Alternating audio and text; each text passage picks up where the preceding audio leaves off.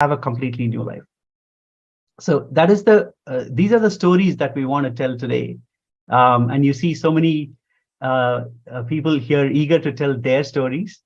I want to start with Dr. Prema Kodandaraman and her husband, Sri Nithya Natarajananda. And both of them are going to share their stories on their journey with Swamiji, how they came to meet him, and how his presence in their life has transformed them. So first I'll start with Dr. Prema. Dr. Prema, you are Nithyanandam, so nice to see you. And you've known Swamiji for a very long time, and you're a doctor, and you're an extremely successful doctor. So one thing we want to know is how Swamiji's teachings about Hinduism and related to Hinduism, his teachings about health and mental health and understanding, how that has evolved you as a doctor and how it has helped you be a doctor. Can you say a little bit more about that? Yes, Nithyananda. So,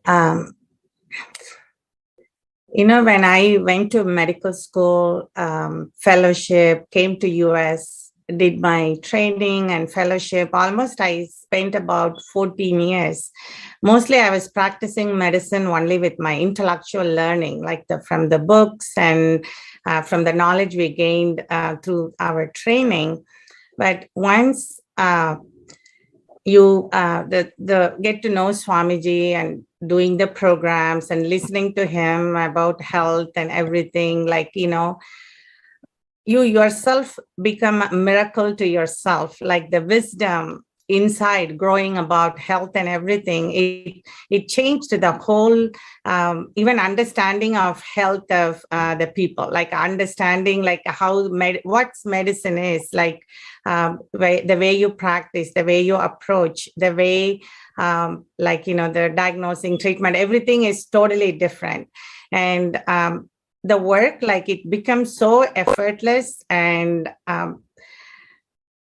so many things, like so many incidences I want to share, like sometimes before you do the protocol to treat patients, but once like with Swamiji's this energy and always like you even without you getting the test or lab results or ultrasound, you have that body scanning skills, like you diagnose, you treat, and it's like a effortless work has become very effortless. And even the patients, they feel the difference, like not like just a regular doctor giving a prescription. It's more than that. It's like not just knowing what my specialty is. It's more than, even if a patient comes not with the gynecology issue, like I can say she has a thyroid problem, like she has. So it's like the wisdom grown inside by being with him and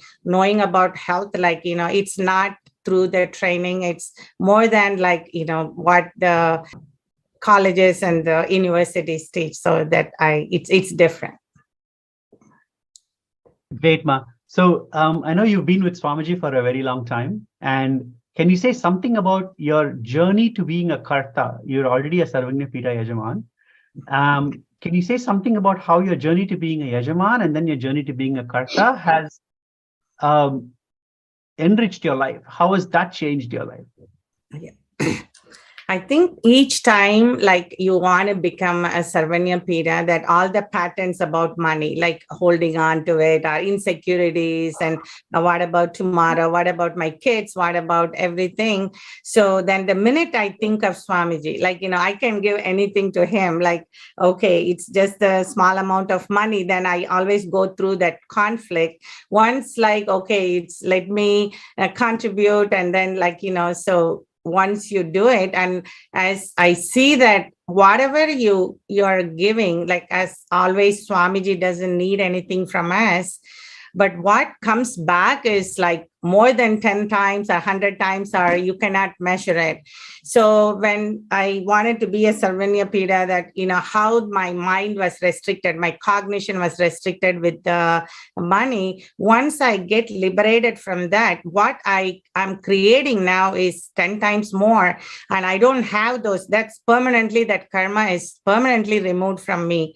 And once I say, okay, when I can be a Sarvanya Pida, that, the karta was even at the initial level, okay, what if my kids, don't get a job, or some kind of fear will come, unknown insecurity feelings. But once I complete with that, like the abundance opens inside of me, I see the abundance is created outside. So I used to see 25 patients getting tired at the end of the day. Now I see 50 patients. And then, so sometimes so many miracles, like I'll be thinking of something, it happens. So like even to hire people, I'll be struggling with hiring people. Now, like they are just walking into my life, whether I hired a new doctor and a new nurse practitioner, and even the help I want, like the minute I kind of think about it, think of Swamiji, so that abundance is, the more I contribute, I see the abundance. I'm not giving it to Swamiji. I'm actually blessing myself.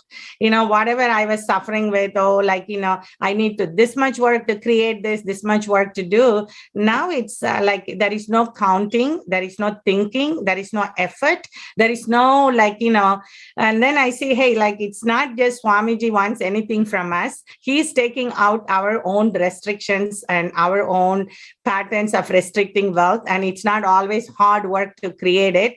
And you can create by you cherishing abundance inside, the abundance happens outside. So that's why I'm happy that he gives me the opportunity to do that. That's great, Ma. I think this is the testament of Swamiji and also the ecosystem that he has created here in LA that allows for people who even come to the temple to feel this and get connected to Swamiji. Thank you for sharing it. Very quickly, I know you have a great story about how you met Swamiji for the very first time. And that's a very sweet story. If you could share that with others, that I would really appreciate it. Yeah, I always like to share my very first experience with Swamiji. I really will make it brief because I made so many videos about it too. Like before Swamiji, the life was so routine, going to college and coming home, relatives, eating, sleeping, getting lots of degrees and focusing on it. But I know only my workplace, the hospital and house. I'm not a person who goes out to meet people, or I'll never meet a new people quickly, like it's my home or my work. I know I always how that compassion of Swamiji, to come to the workplace where I have to see one of his disciples as my patient, and I had to do a surgery. And in the waiting room, Swamiji with few other disciples were waiting as a family to her. And I just went and casually met him, shake his hands, and started talking. He said, oh, where are you from? I said, my grandparents from Tiruvannamalai. He said, oh, you're from Tiruvannamalai. I'm from Tiruvannamalai. So those introduction, even though it was very casual and friendly, and that kind of turned my whole life, like an instant connection and an instant love. And I don't know who he was, but I never met something like him in my life. That curiosity grew, and then I just started going behind him in LA, everywhere, reading his books, listening to him. And it's like I was a stone and he made me like a statue, but it was so no pain, no effort, no effort on my side. The instant love has grown into a unlimited love towards him. And I know Swamiji showers back millionfold. So if it was not a hospital, I was wondering where could have I even met him? So even his grace, avan arulale avan thalpaninde. So that's, I think it's this life's blessing to meet Swamiji in that way. That from that point, I was not focusing more on outer world. I started focusing, okay, it's all inside of me, in me, and Swamiji revealed so much for my transformation. That's so beautiful, Ma. And I wanted to translate the sentence that you said, Avan Arulale, Avan Tal Vadangi, which means even to fall at Swamiji's feet, to worship him, you need his blessing, right? So I think the key thing is everyone who is here in today already have received the blessing. So we just have to fall Yeah. at his feet. That's it. I think that's the key thing. Anybody who comes to in contact with Swamiji, who's heard about him, watched a program, he's already blessed you. We just need to now take that blessing and make that a reality in our life. It's a very simple step forward. You take one step, he takes the next million steps towards you. Thank you so much, Ma. That was so beautiful. Now, I would like to ask Sri Nithya Natarajananda to say a few words. I know he's an entrepreneur and he is a really successful entrepreneur in the LA area.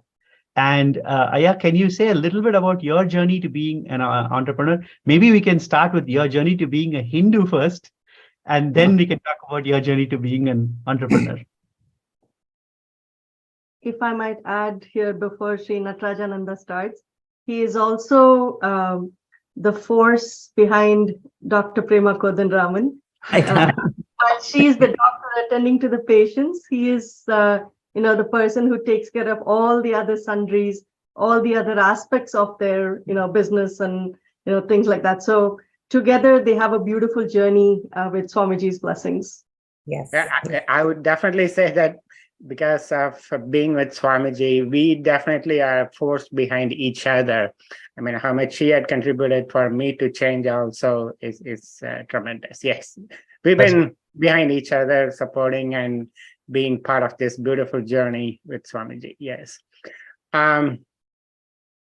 Like Ma Muktika was sharing at the beginning, I also grew up in a Hindu family, but my formative years, I was agnostic, being part of the Dravidian movement, didn't care about, because nobody has introduced me to Hinduism, right? What it means.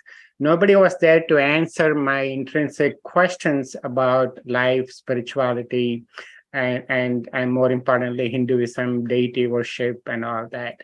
And but I was like any other kids growing up in India. You follow your parents, but you were not at the being level connected, because you didn't at the intellectual level understand the context, what it means to be a Hindu.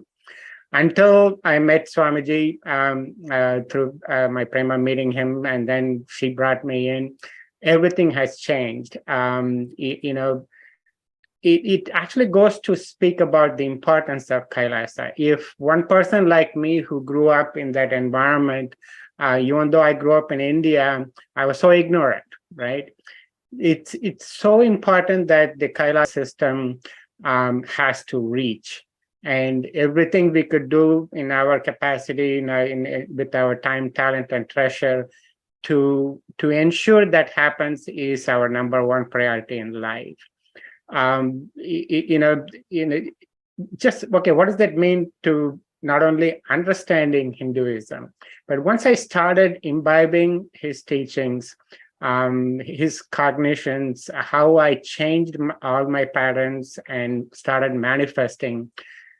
Just give you one example, I used to, just like my dad, as an engineer, like a software engineer, working for a company 9 to 5, a typical Indian-born employee in the US. That was my life. But since Swamiji, I literally do 10 different things. I bachelor's education. It was nothing to do with my master's education. It's all about life. But everything from running a practice to real estate and other entrepreneurship, and how I conduct myself. And I take, there cannot be a better CEO than Swamiji as the cosmic CEO. I've been with him running Sangha meetings, for example.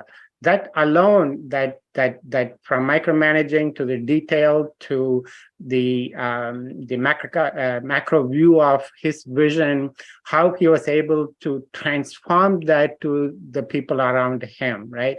And that to me was the biggest takeaway for me. So I could apply that in everything that I do. The 10 different things that I do, 10 different hats that I wear, the principles, the approach, the inner space with which you approach your responsibilities, completely transformed. So that's an example of how the Hindu way of living, being part of the Kailasa, has affected me, has changed me personally, right? So every day I think about, hey, if I can benefit like this, there are literally billions of Hindus and billions of other people who are seeking something like that. And that's why Kailasa is so important. And we are so blessed being part of the Kailasa Los Angeles. I can share stories about how Swamiji started the temple, the programs he conducted, the personal space that he shared with us. Amazing journey, and I'm extremely blessed and full of gratitude for how he had transformed me personally. Yeah. Thank you, Aya. Could you say a little bit more about, you initially touched upon this relationship between Dr. Prema and you, right? And I wanted you to say a little bit more, maybe both of you, both Dr. Prema and Kumaraya, you can talk about how being with Swamiji has evolved your relationship with each other. Because I think that's a very important part of life that we tend to miss out on. Like, people don't understand how Swamiji doesn't transform your work, transform you at work, transform you in terms of wealth, but also health and relationships. Yeah, even a couple of days ago, there was a family discussion about love marriage versus arranged marriage, right? And in that context, we were obviously arranged marriage, but we in fact, one of my friends used to say, hey, you fall in love after the marriage in the Hindu tradition, kind of thing. But after Swamiji, and probably about, we were 10, 15 years into our marriage before we met Swamiji.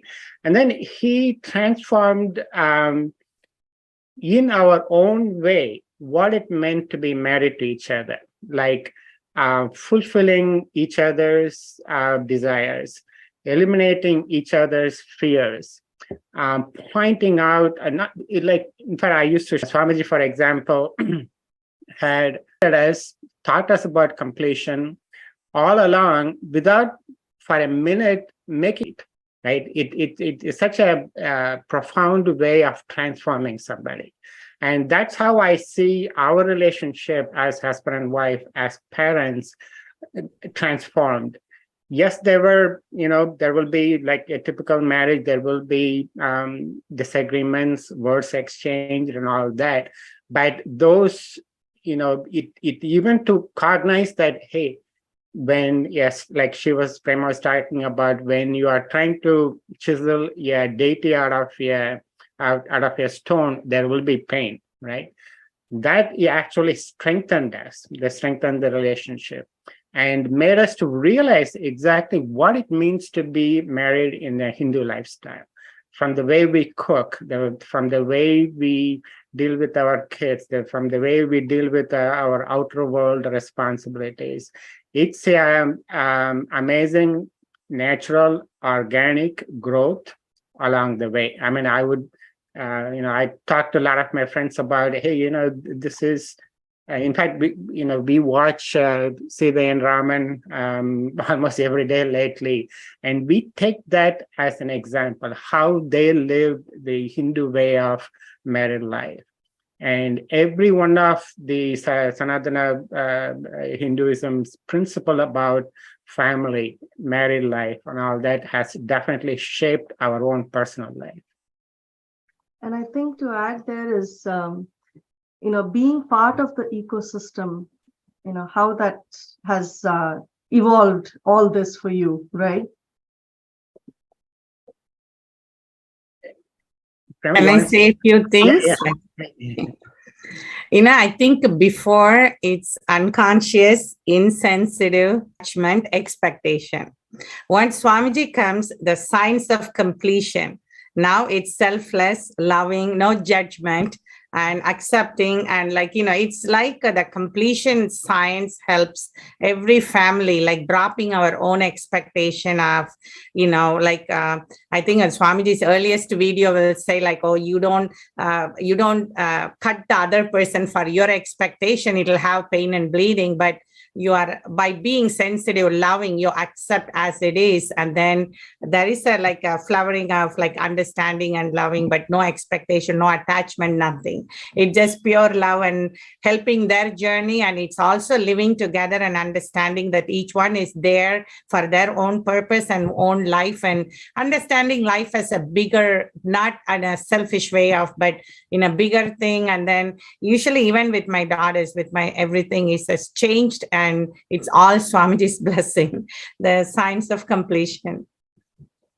It's beautiful. Mom, Prema and I would like to ask you all, how are you feeling enriched by living in this LA ecosystem that Swamiji has created for all of you all? And how is that journey been? See, LA is our family. Like in LA, temple is our being, our soul, where Swamiji lives, where Swamiji's energy is.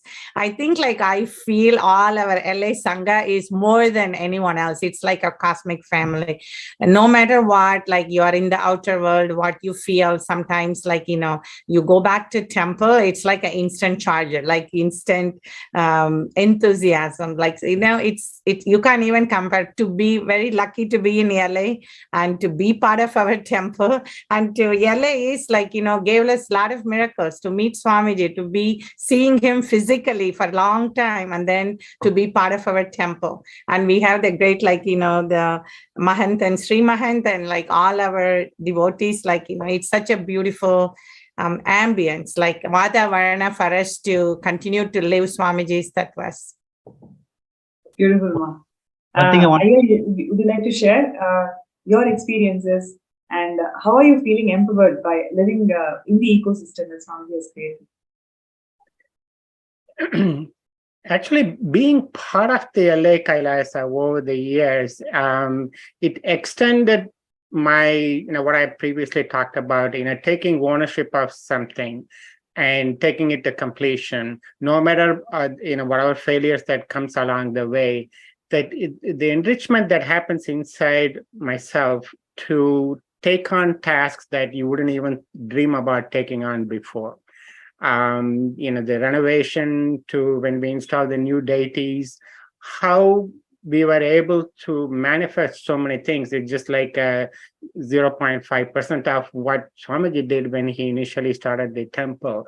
But what I clearly recall how me being part of that effort allowed me to go beyond my limited view of what my capacity was, what I am capable of, what I'm achievable, what I could achieve. All that broke. I could deal with, the day laborers on Home Depot, all the way to collecting funds, to, working with the crane operators to install the deity.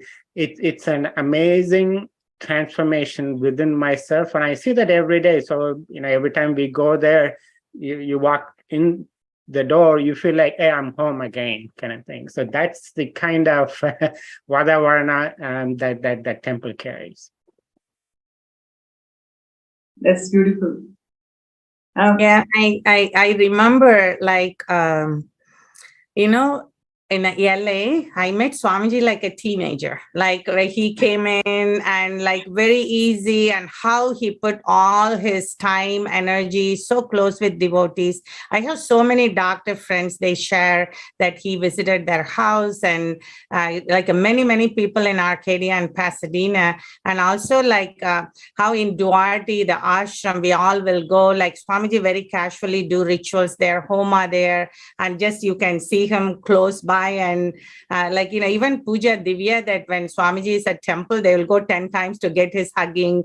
He will hug and bless and buy his books. And I know Swamiji's vision for LA Sangha, it's the Western headquarters, and it's the second Bidadi, like, it's, and we know, like, personally, that how Swamiji spent so much time in LA Sangha and the deities and Prana Pratishtha he did. And we are so blessed to see from the seed and to grow. And it's like, I know that the LA is going to be like, is the one of the real, like, the world class temple, like world class, how do you say, extension of our ability. So by being part of it for a long time, then I do wish like every one of the whole world to be benefit by that. Beautiful. Sarvanyapita are the establishments that are created whenever you see a decline in the way the Sanatana Hindu Dharma grows. The main pillars of Sanatana Hindu Dharma is the temple infrastructure, followed by the language and the culture. Any of these pillars, one of these pillars, says decline or destruction, that is when Avatar descends and revives the entire Sarvanyapita to establish the Dharma back and to lead the people to the original purpose of life, which is living enlightenment. And Swamiji has revived these Sarvanyapita. On one hand, Swamiji has revived all the ancient kingdoms, Hindu kingdoms, 21 Hindu kingdoms Swamiji has revived. And on the other hand, Swamiji has established these Sarvanyapitas across all the different places in the globe to revive the Sanatana Hindu Dharma and inspire, empower people in the science of living enlightenment. So what you're seeing today is such a beautiful representation of the LA ecosystem, where the family who has completely just soaked in the love of Swamiji and how their personal lives, their relationships, their career, in all dimensions, you can literally feel that how Swamiji has empowered them in all their dimensions and how they are able to radiate the space. What will happen when Kailasa is established in every part of the world, and that is the main aim of the Sarvanyapita project. Establishing these ecosystems all across the globe and making the every product of Sanatana Hindu Dharma in a user-friendly manner. So I request all the participants and viewers today, if you feel inspired to be part of this Sarvanyapita project, you can sign up in the intention sksjp.org, and we are going to be having many more powerful sharings of LA ecosystem, how this ecosystem has empowering them in the individual capacity and globally also. So next, we're going to be having Mamukta Kama and Mukta, would you like to share who are we going to bring in the panel today? Next. Thank you, Ma. SJP, the vision of SJP is so powerful, what you shared. I feel that everyone has to be part of it, right? It is like when Sri Krishna established his, dharma into the world.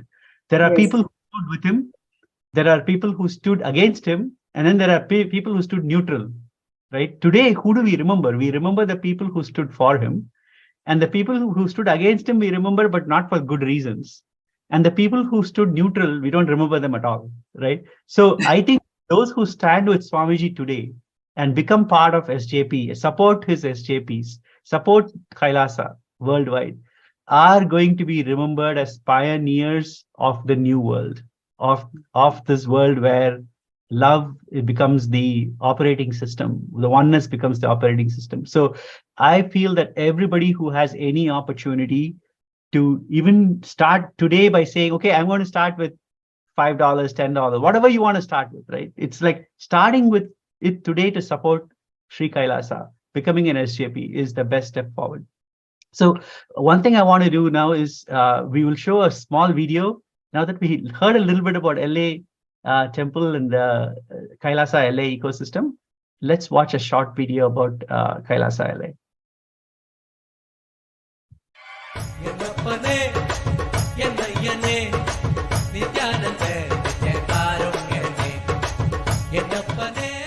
Inaugurated in 2007 by His Divine Holiness Bhagavan Sri Nithyananda Paramashivam, Nithyanandeshwara Hindu Temple Los Angeles is a growing spiritual ecosystem in the United States. As Tirtha Sthalam and Punya Kshetra of Nithyananda Sangha, this temple is the home of more than 50 deities, including some of the largest murtis of Rajarajeshwari, Venkateshwara, Sadashiva, and Parashakti. His Divine Holiness himself performed the Prana Pratishta and Kumbhabhishekam rituals during the temple's inauguration in 2007.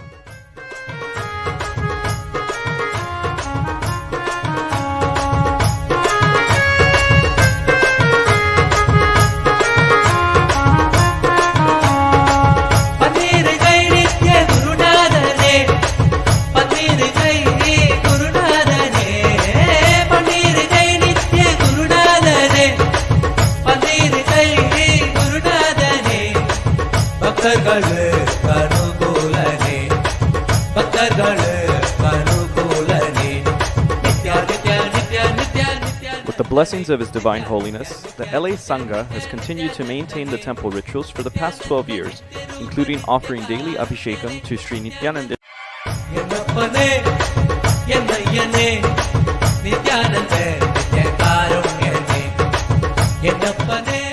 Inaugurated in 2007 by His Divine Holiness Bhagavan Sri Nithyananda Paramashivam, Nithyanandeshwara Hindu Temple, Los Angeles is a growing spiritual ecosystem in the United States. As Tirtha Sthalam and Punya Kshetra of Nithyananda Sangha, this temple is the home of more than 50 deities, including some of the largest murtis of Rajarajeshwari, Venkateshwara, Sadashiva, and Parashakti. His Divine Holiness himself performed the Prana Pratishta and Kumbhabhishekam rituals during the temple's inauguration in 2007.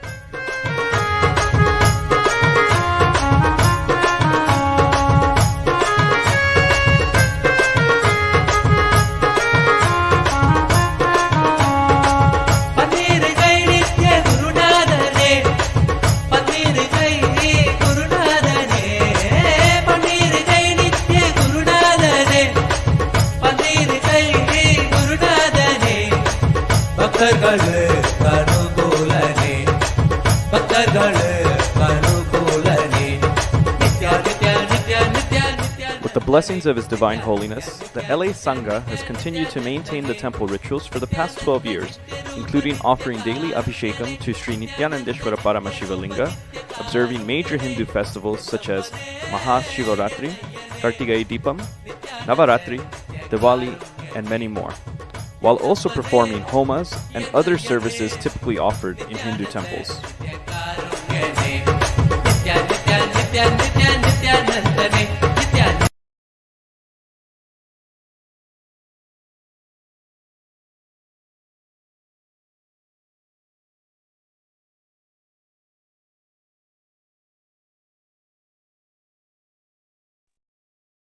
Okay, thank you. Thank you for that video. That's such a beautiful video. Now, can we can go on to Dr. Peter Bloomfield, who is also a Karta of Sarvagnya Pida. And Dr. Peter Bloomfield would love to talk to you about your experience. I know you are born, when you were born, you were not a practicing Hindu. And over a period of time, you met Swamiji, you started practicing Hinduism in your life. Can you say something about that journey? Yeah, sure. Thank you, Sri Mukta. Thank you guys for having me. It is a pleasure to be here today with this Los Angeles panel. So yes, I was, unlike the people who have spoken previously, I was not a born Hindu. And I was born into a kind of Catholic slash Protestant family, but mostly agnostic and almost atheistic. So I had no real spiritual context for the world and was just going through material world. And then basically in my family was pretty much on the same page, right? So then I had just kind of spontaneous spiritual awakenings happen. And then I didn't know it at the time, but it was intense Kundalini awakening happening. And the world just started to look different to me. And I started having a number of mystical experiences where I experienced, I could just tell I was experiencing the world differently from everyone around me. And sometimes it was in a really blissful way, and sometimes it was in a scary way, all different types of ways. And I started to look into spirituality and still didn't really think much of Hinduism. I started doing yoga, but even yoga is often painted as more like Buddhist almost. In every yoga studio, there will be like a Buddha. So then it doesn't really connect to Hinduism as it's offered very much throughout the West. So then I started doing various spiritual paths. I tried out many, many different things. And I was having, I could say really powerful experiences, but I always knew I was like, this isn't quite it. You know, I'm enjoying this part of the ride, this part of the journey, but this isn't my, you know, this isn't my coach all the way home kind of thing. So I was still kind of looking all the time. And then I met someone who was a strong, very committed disciple of Swamiji, and she was just had this extra layer of bliss to her. And then one thing, led to another in terms of experiences, and Swamiji knows how to speak to our listening. And I got the clear message that I needed to go meet him. And then, once I saw him, it was the end of the story, right? I was just finished. So I had no traditional Hindu backing, no traditional Hindu background. And even when I became Hindu, it was more like I just became with Swamiji, right? And then by definition, that meant Hindu. Love and connection to Swamiji, that was the basis for that shift in me. And then it just became natural to say, okay, then yeah, I'm Hindu. if being with Swamiji and following what he says and just enjoying him means being Hindu, then I'm for sure Hindu, right? And so I didn't have a big grasp of what that meant. But then as time has gone on, I've learned all I've read a bunch of books, I've studied the Puranas, I've had experiences with the deities and all that, and I've really gotten a very clear sense that the experiential reality that is pervading and permeating the world is taught from Sanatana Hindu Dharma, and that it's the ultimate, it's the ultimate way to relate to the world and the existential reality. So it's a very big shift for me. And even at the hospital, when I'm working, even when I'm not wearing these things, people know I'm different, and they try to put like where are you from? Like, what are you about? And then part of it is just the way I talk and the way I relate. It's just so different from how other people are relating. And then they're like, so like, right? And I'm like, oh, I'm Hindu. And they're like, oh, really? I didn't know you could do that almost. Like, it's like shocks to their system, right? And then if I ever wear the kumkum, they ask me if it's Ash Wednesday. And I'm like, well, it's not even Wednesday, so it can't be Ash Wednesday, right? So people have trouble figuring out, what that's all about. But I feel, for me, that shift to Hinduism is just so foundational to my life and to my, stepping into the reality of who I am as an Atma, who I am as a being. And so, I enjoyed every step. I think, there are many people out here that are watching that were not born Hindu, right? There's some that are born Hindu, some are born Indian, Hindu light, all different stripes. But I think when Swamiji came, he brought so many people here with him to make this Kailasa happen, to make this Satyuga happen. Many of us were born into non-Hindu backgrounds, right? And so I feel the people who are born in a Hindu background are very blessed to have everything. I know there's all kinds of other nuances and aspects to it. But even those of us who are born in a non-Hindu background, Swamiji's calling to us as well, right? And when he calls us, he can call us really, really strong and really hard. And so I didn't, invite anyone out there, regardless of your background, you can become an extremely strong and committed and realized Hindu in this life. Because you have Swamiji, everything is fast track, right? And he can clean out, all kinds of things in your DNA, and you just become a Nithyananda Gotra, right? And so that's been my experience. And I think, it's a possibility for anyone who's in a human body on this planet who has the cognitive capacity to run to Swamiji, they should get up and run like that. That is such an amazing story and journey from where you were born to becoming Nithyananda Gotra. So thank you so much for sharing that.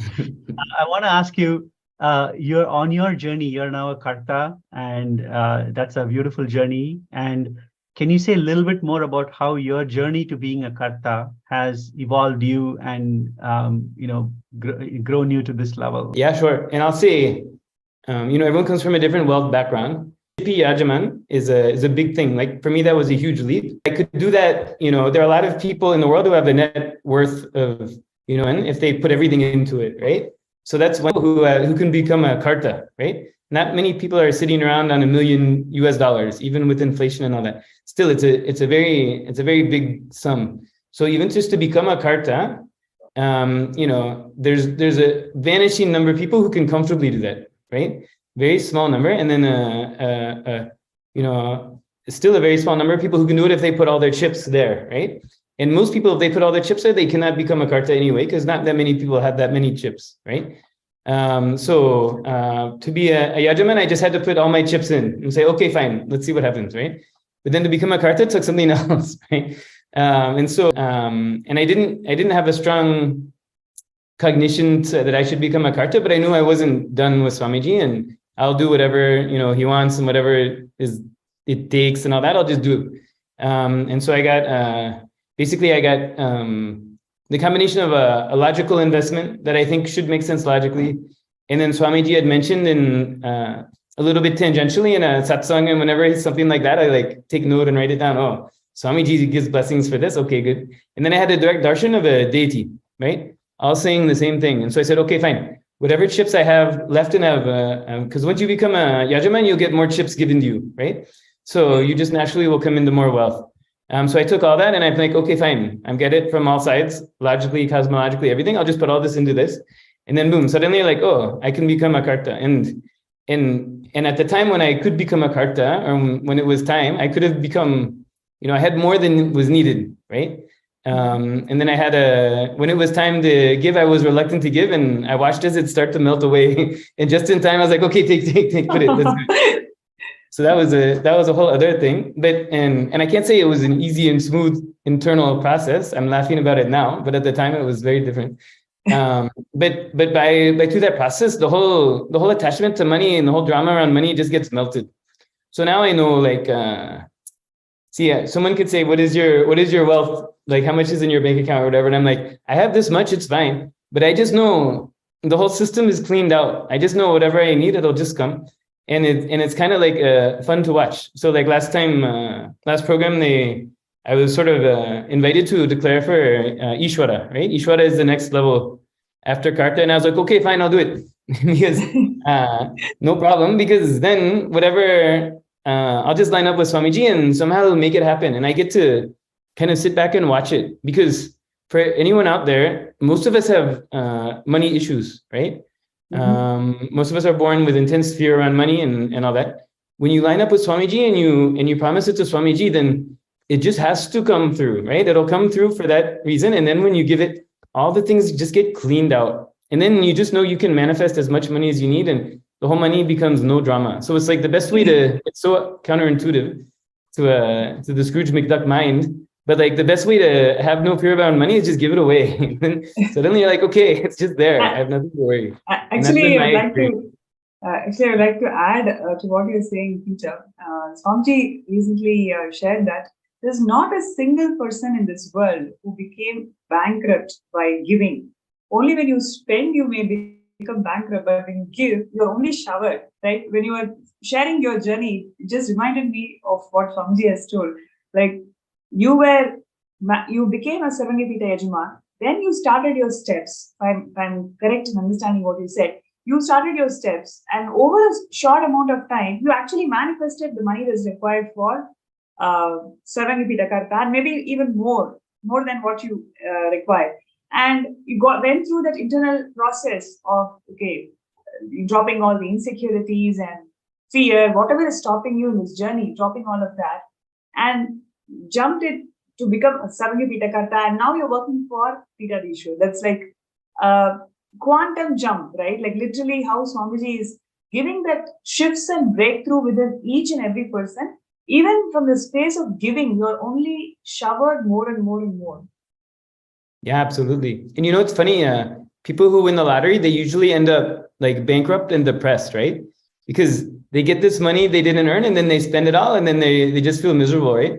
Whereas when you sign up to be a SJP or a Karta, then the money will come to you, you'll earn it one way or another, and then you'll give it away. It's the complete opposite, right? So you end up, you may not have all this money in your bank account, but you have complete freedom around money, right? And all this money, and then they just blow it and waste it, right? Thinking that it'll make them happy. Instead, they end up unhappy and broke too, right? So, so when you're in the space of giving it away, you end up, you become like this, just as like they talk about a magnet, right? You just know the wealth will come to you. Then you have complete ease and freedom. It is such a gift. I know it's hard for me to say now after the conversations we had about a year and a half ago, but it's such a gift to give it away. It really is. It really is. I needed some convincing, but now I know experientially, right? I know the value of it. So thank you for that. That's beautiful. Peter, so I would like to ask you this question. So what do you feel as the key, to have this jump from being a Sarvangipita Yajaman to Karta? What is that one element if you, like to share with all the viewers? From your personal journey, what do you think that is really important, or one shift that all of us must have? Yeah, sure. To go from SJP from Yajaman to Karta. Yeah. I will say, you just have to feel, you should not feel satisfied with Yajaman is what I would say. See, some people could say, good, I've become a Yajaman. Now I can get personal time with Swamiji, or I can do this program or that program, right? Yeah, they said they'll make some deity of me. Good, I can just sit back and I know there'll be a deity, right? And just relax. No, you cannot, that's not the way to get to Karta. The way to Karta is to say, I've just barely turned on the spigot of this operation, right? Let's put this to 11 and see what it sounds like, right? Let's go to next level. And it's like a form of Tejos, right? Just like I want to continue to expand, right? And I have a complete excitement. So you can sit back and relax. Even if you're just Swamiji's disciple, you can say, I'm just going to relax, and when I die, he'll come whisk me away to Kailasa, right? But you can say, no, I want to go to the next level, right? I want to bring this whole thing into the planet and have the exuberance and the enthusiasm of saying, okay, through you, I've been able to support in this way, but that's not enough. I want to do more. I want to support more. I want this physical body to be useful for more and a higher level, right? Because I know when I do that, my whole system will get upgraded constantly. So it's a form of Tejos, right? It's a SJP Tejos, you could say. Should not be satisfied with Yajaman. There's next level. That's beautiful. And one of the things which I remember from our conversations, one of the things which you mentioned on your journey towards Karta, that you really want to move to the temple, move next to the temple, and be surrounded with the LA ecosystem. So that's something so profound, right? So, somebody is saying that, okay, I want to take this jump as Saranipita Karta, and I also want to be closer to the temple. That really shows that how much temple has influenced positively your inner space, and that makes you to take that jump. Somebody shifting houses and then wanting to be around the temple, so you can spend more time with the deities and contribute to the ecosystem more and more. So what really inspired you to take this kind of a quantum shift, especially coming from a completely different background and learning about Hinduism, and then taking care of deities and totally in this a complete 180-degree shift? So what really inspired you, and how what would you like to share with all of our viewers about how ecosystem is so important today for us to learn and enrich each other with all the values that Sanatana Hindu Dharma has given us? Yeah. Oh, that's a great question. And I feel we could talk about the Los Angeles ecosystem for days. There's so much material, huh? It's very rich. But I was before I moved here, I was living in Venice Beach, which is a very desirable, posh environment. And I had a good rent control. I had a great deal. I was basically living at the beach, just across the street from the beach, for very cheap. But then I just knew, once I had said before, I had mystical experiences and awakening, and started to see the existential reality of the world. And so even I would be looking at the beach and the ocean, and it's aesthetically very beautiful, but the energy I just know is not right. It's not the highest dharma through that space, right? And then I would come to Montclair, and if you ever go to the LA temple, the surroundings of the LA temple is not as of yet an ornate Vedic architectural environment, right? The surroundings, I'm saying, it's in a downtown area, and I know what it's going to become, but it looks very different from Venice Beach, you could say. But then just going there, this intense bliss happens. And I just know I would come to the temple, even just driving down the streets of Central Avenue to Montclair and all that, I'd come to the temple, this intense bliss will happen. And then I'll spend the time at the temple doing deity seva or whatever activity we're doing. And then I'll drive back. And it's like, as soon as you leave there's a certain area on the 10 when you're going into LA, and it's like you leave the energy field of the temple. And then I start to feel like a heaviness begin. And then you go into LA proper, and then you go into, the beach towns and all that. And the ambient energy is so different. So I just knew, hey, I just want to be here. Fundamentally, I think probably everyone here would love to sit at Swamiji's feet for millions of years, right? There's no other place to be, right? And then as close as I can get to that is being right next to the temple right now, right? So I just wanted to create that possibility. And I'd say moving here, just moving here is a big challenge. People will find things come up and barriers and obstacles just to move here, right? So you have to overcome all those. And then once you move here, then adjusting is a whole other thing. And it's a very strong energy field. It's LA Arunachala, right? So it's the fire, right? And so all kinds of things get burned and all that. And then I really feel the last few months, I'm just very settled and very blissful and excited here. So I would encourage, for anyone watching, go to the ecosystem that you can, right? Go to wherever as close to Swamiji's feet as you can get, right? If it's Bididi, that's fine. If it's Trivandrum, right? If you're in the US, then Los Angeles is just an amazing, strong place to come. And actually, we're really beautifully coming together. I can feel the alchemy has been happening. And I really feel 2023 is a breakthrough year for us. So it was a big jump. It was 2021, mid-2021. I was doing them both, right? I didn't know I was doing them both, but I found out I was doing them both. And I feel so grateful to have done it. I'm very excited to see what's next.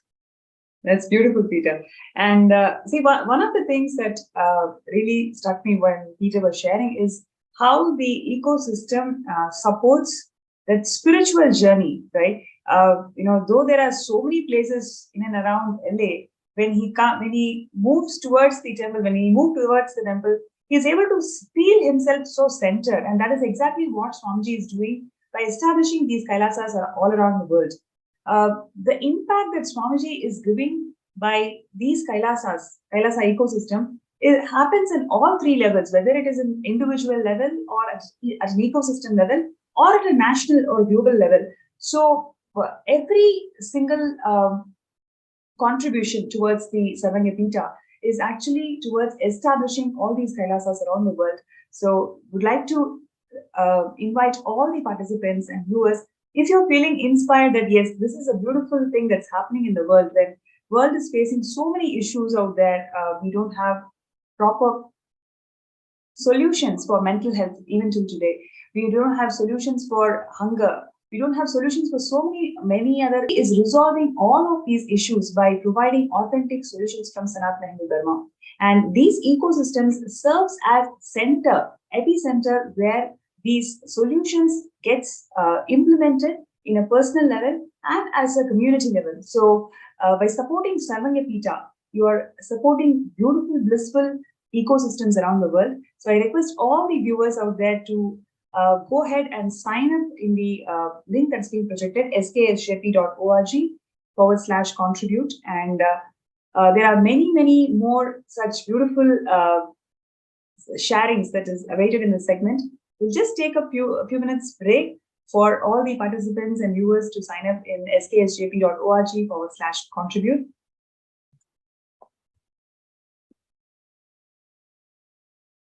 And if you have any questions towards LA Temple, or how do we become part of LA Temple, and what are the things that you can learn if you want to visit LA Temple, all these questions, you can also post them in the MPM that's been projected in the window. You can actually, the QR code is being projected, so you can scan the QR code. You will be led to a Facebook page, and you can post your questions. And we have Sri Muktaya, who are here, and they can directly answer your questions. So all your questions and feedback or whatever comments you have about LA, feel free to post them in the group, and we will go through all your comments. One thing I wanted to say is, Peter,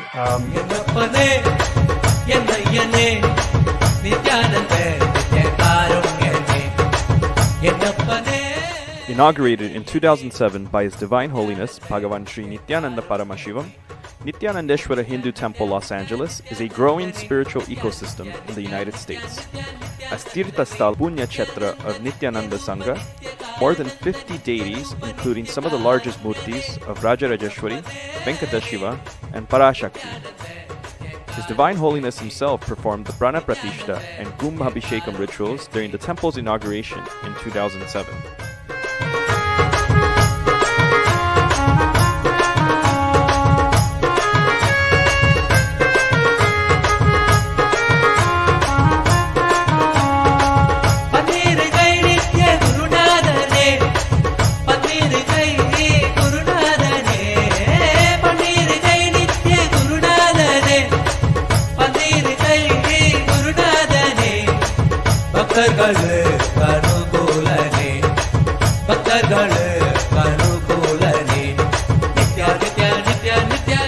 With the blessings of His Divine Holiness, the LA Sangha has continued to maintain the temple rituals for the past 12 years, including offering daily Abhishekam to Sri Nithyanandeshwara Paramashiva Linga, observing major Hindu festivals such as Mahashivaratri, Kartigai Deepam, Navaratri, Diwali, and many more, while also performing homas and other services typically offered in Hindu temples.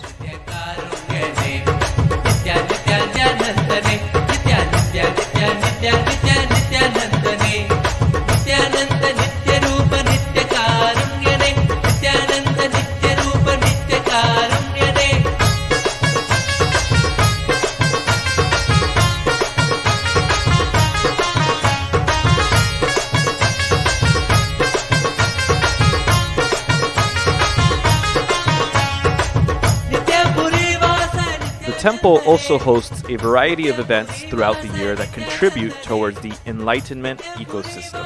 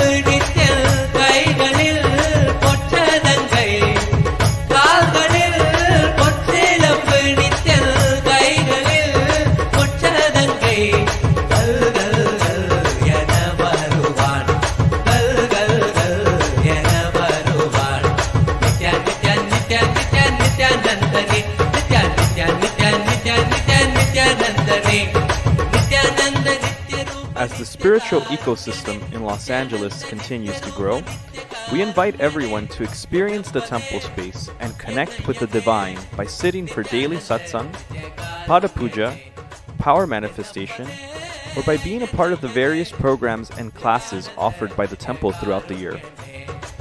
As we look towards the future and realizing Swamiji's vision for Los Angeles to have a temple that is fully agamic and a hub for power manifestation, we also invite you to contribute towards the realization of this vision with your time, treasure, or talent.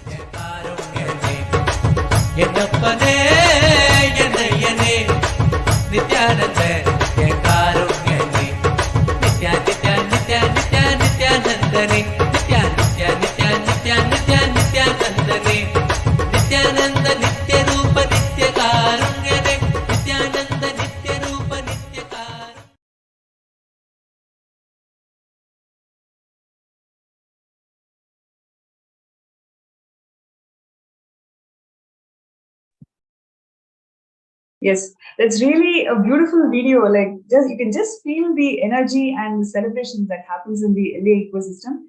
And we have here Srimutaya and Mamuktika, who are joining with us today, sharing many such beautiful events that's happening in LA ecosystem. So I request all the viewers, whatever questions you have, whatever comments and feedbacks you have, you can post it in the MPSN group that's being flashed on the screen now, and we will get to the get to those questions, and they're going to answer live. So can we take a look at the FB page?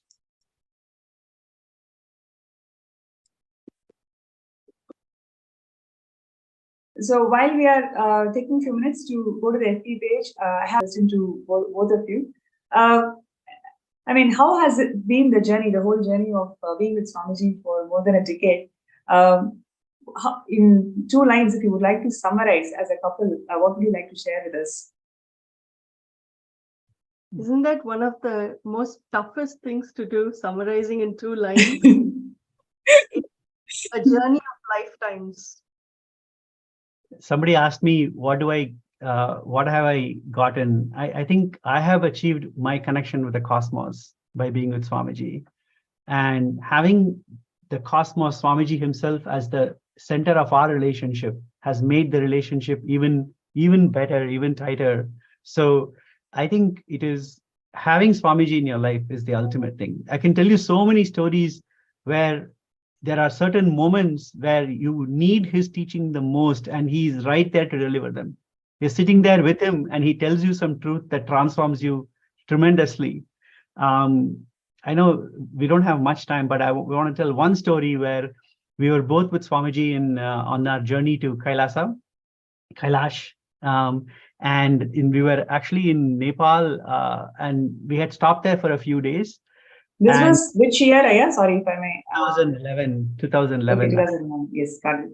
And Mahamuktika and I had gone on the trip together. And that is the first trip we were going on together with Swamiji. And for me, I had felt that, if this is a spiritual trip, we should behave like as if we are individuals going on a trip, not someone who's going together. So I would tell her, don't sit next to me in program. Don't sit next to me on the bus. Well, when we go on a boat, we used to go every day in Lake Feva. We were there, Pokhara, for like 7 days.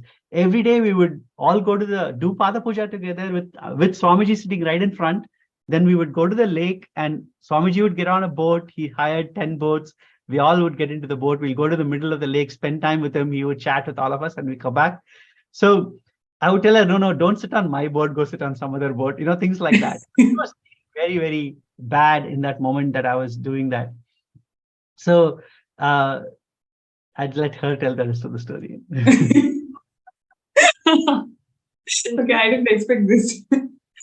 Essentially, Swamiji happened. Let's put it that way.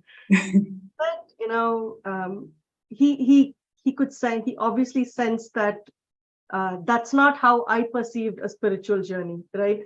This was the very first time both of us were on a trip together. Normally, I take care of the kids and he goes, or he takes care of the kids and then I would go for the trip. And this time we went together and we got blessings to, be there in the journey with him. And when this was happening and ideologically, there was a fundamental difference of opinion. And it was not helping me feel that I was on this journey that is going to make me feel good or that I was getting something out of it. It felt like a challenge right at the get-go. And I didn't have words to express this. How do you share this, or how do you try to come out of this conundrum?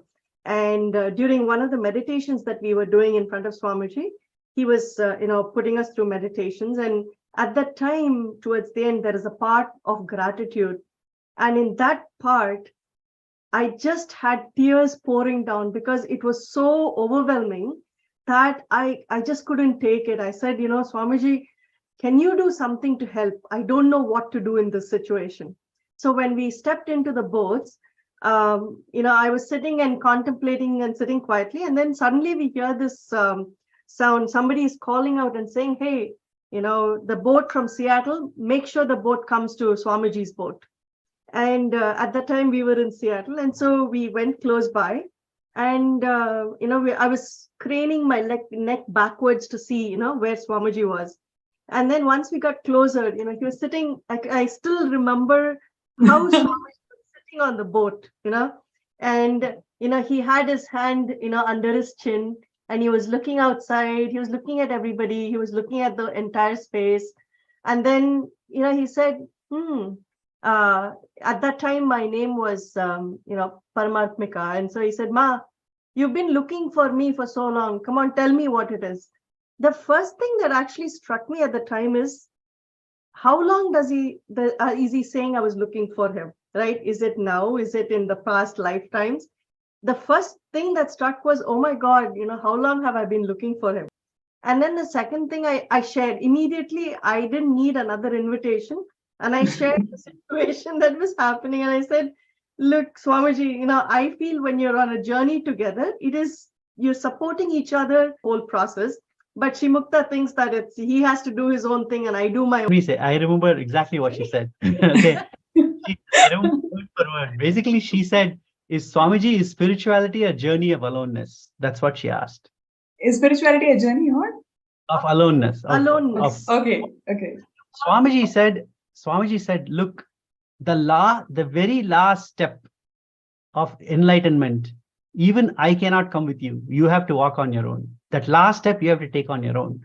But till then, I am there with you to the last step of the journey. And there is nothing wrong in sharing the journey with somebody. That's exactly what he said. And I was completely surprised by that answer, because I thought Swamiji would say, no, no, no, be alone. That's the right thing. But then I asked Swamiji, is it okay to hold hands on be in a romantic mood on a spiritual journey?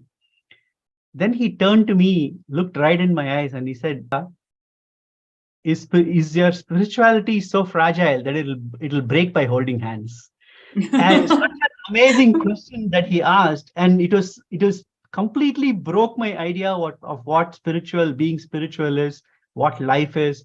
I had drawn such boundaries between certain parts of my life. If I said, if you're spiritual, you can't do this, all those boundaries just broke away. And it not only changed how I relate to people around me, Ma Muktika and others, but also everything in my life, everything that I do in life. So these are such transformative moments that you cannot get otherwise. It's only in the presence of a guru that you get that. So he really fulfills you. He knows exactly where you need the empowerment. He knows exactly what patterns you're going through, and he knows exactly what you need to go beyond that, to break those patterns, to have the strength to understand and break it, and to elevate yourself, right? And there is one thing he always tells anybody: the moment you are there in my presence, or the moment when we are in his presence, when we are in his energy field, and we accept him as our guru, right? He is responsible for us. He takes us all the way through to enlightenment. There is no letting go.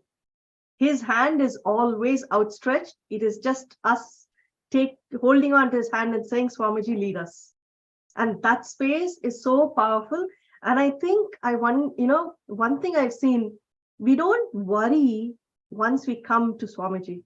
That's one of the most fundamental shifts I think all of us have. It's as if we're so relaxed that somebody else is like a cosmic being. The avatar is doing the thinking for us. All we have to do is make ourselves present, and we have to, use our hands and legs and make things happen as he's guiding.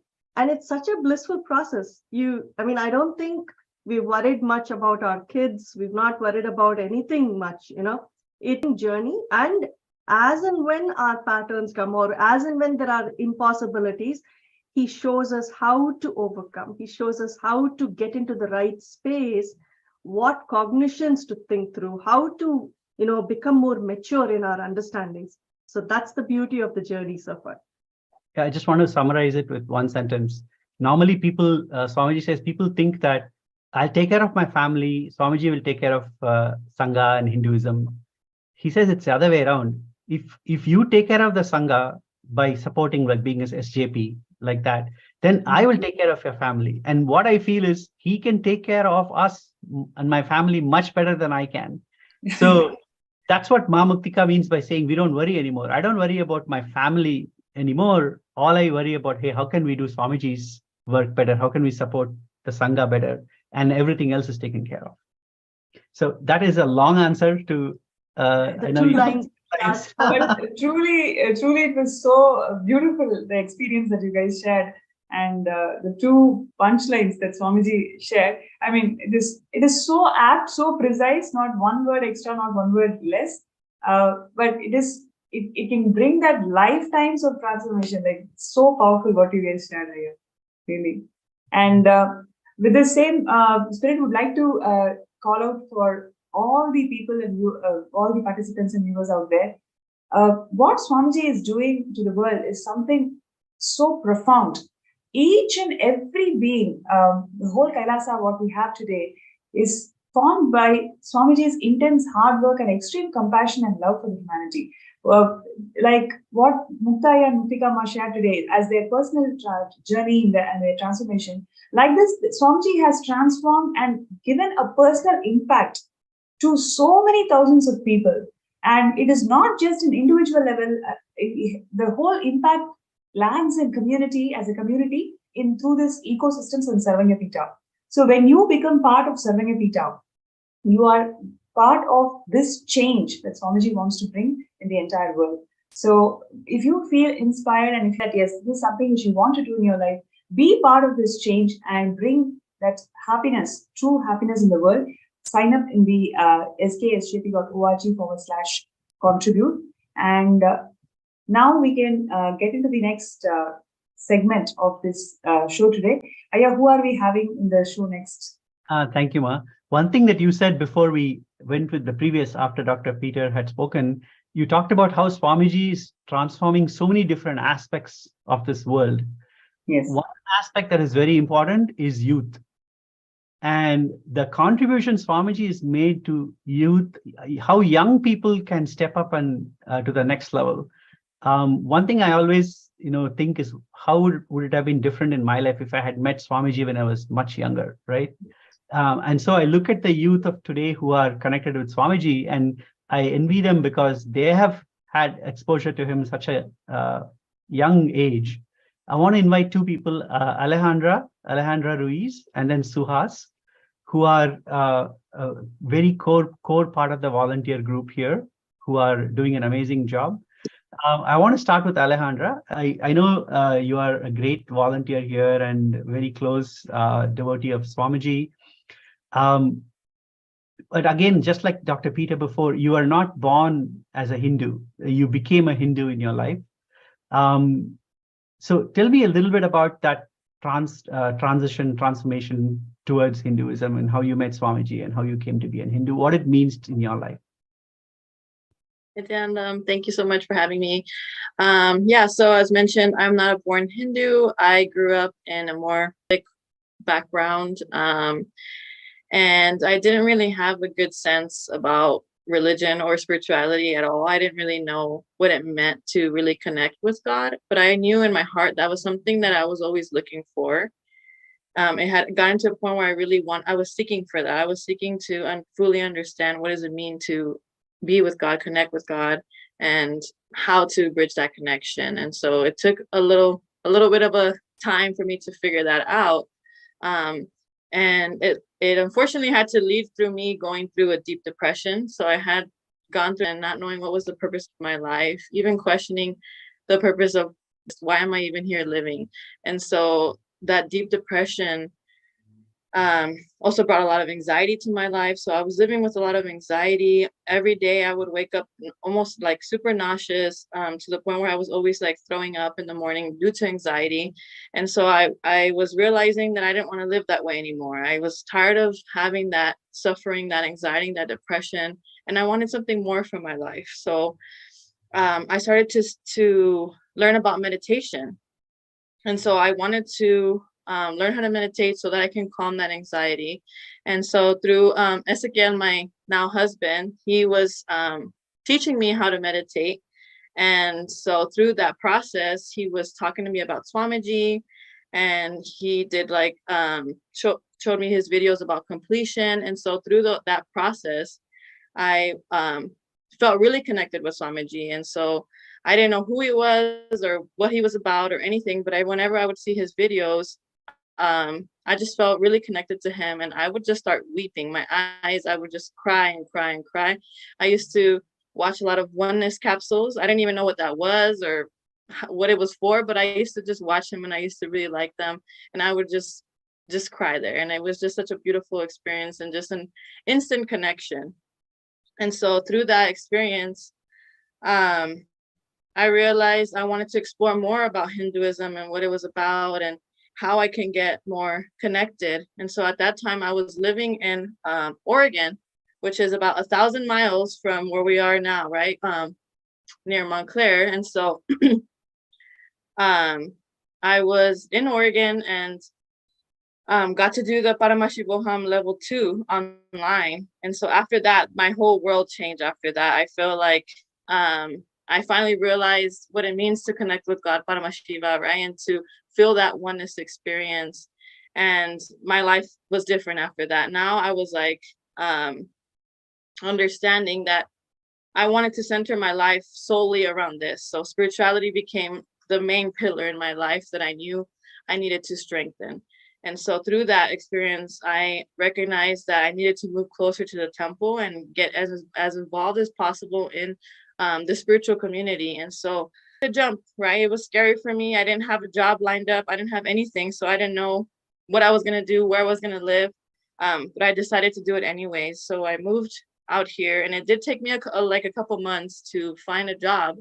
But now I have a great job, like 13-15 minutes from the temple, and I live 5 minutes from the temple. And so it's been just a beautiful experience to have that journey of becoming a Hindu. And so That's awesome. Yeah, that's great, Ma. Now, you're in your 20s. When you see other youth around you and what they are going through, and compare that to your experience and what you have gained, could you say a little bit more about any youth who is in the audience watching? What is it that they can gain by moving close to an enlightenment ecosystem like LA and being a part of it? Yeah, definitely. So what I've noticed just from seeing other youth around my age, so I'm currently 25. I met Swamiji at 22.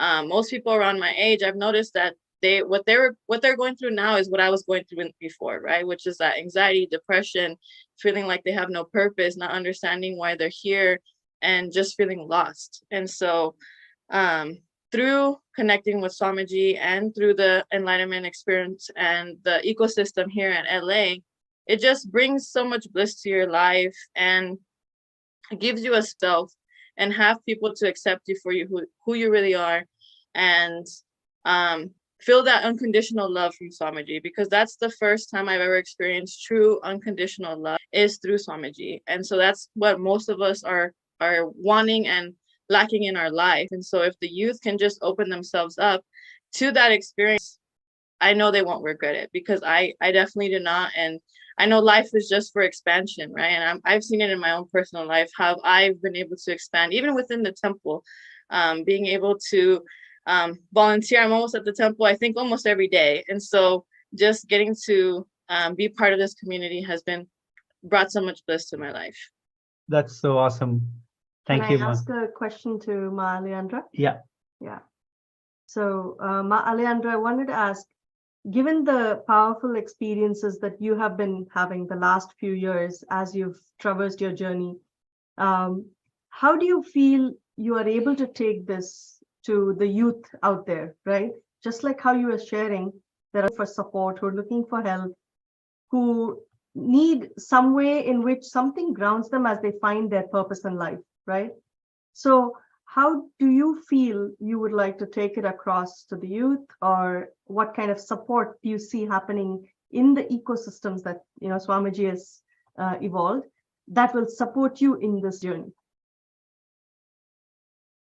Yeah, I mean, I think I can see there being maybe like a youth group at the temple being started or something like that, which is something that I've been interested in myself, just like being a youth leader, showing for other youth how they also can be youth leaders, because that's how it starts, right? You see somebody and you get inspired and you're like, oh, I want to be like them, right? And I think me starting to now teach the Learnings from Living Enlightenment class, right? That's an introduction. And as to me as a youth leader, I can bring in more youth and share with them the Swamiji's words, right? And being able to bring that experience to them as it's happened for me. And so I think it's definitely also maybe going out into the community and going out to places where youth are currently hanging out, colleges, anywhere, right? Where they're just hanging out, or meeting them where they're at, so that we can bring them in, because I definitely think it's something that all youth should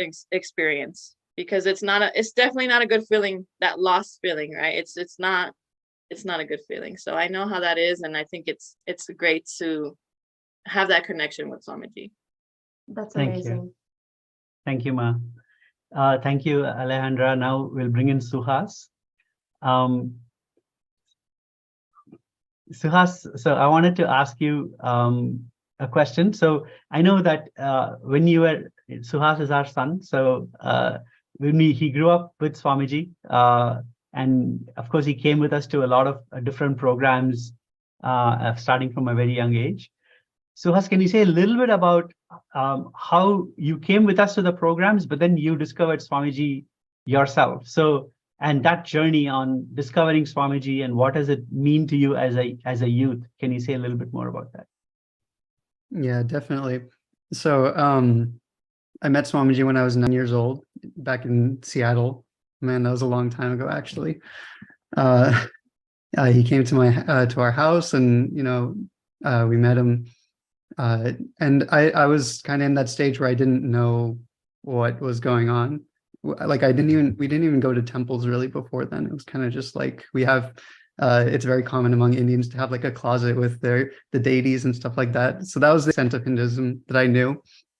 And even through the coming years, going to programs and stuff, I didn't fully have.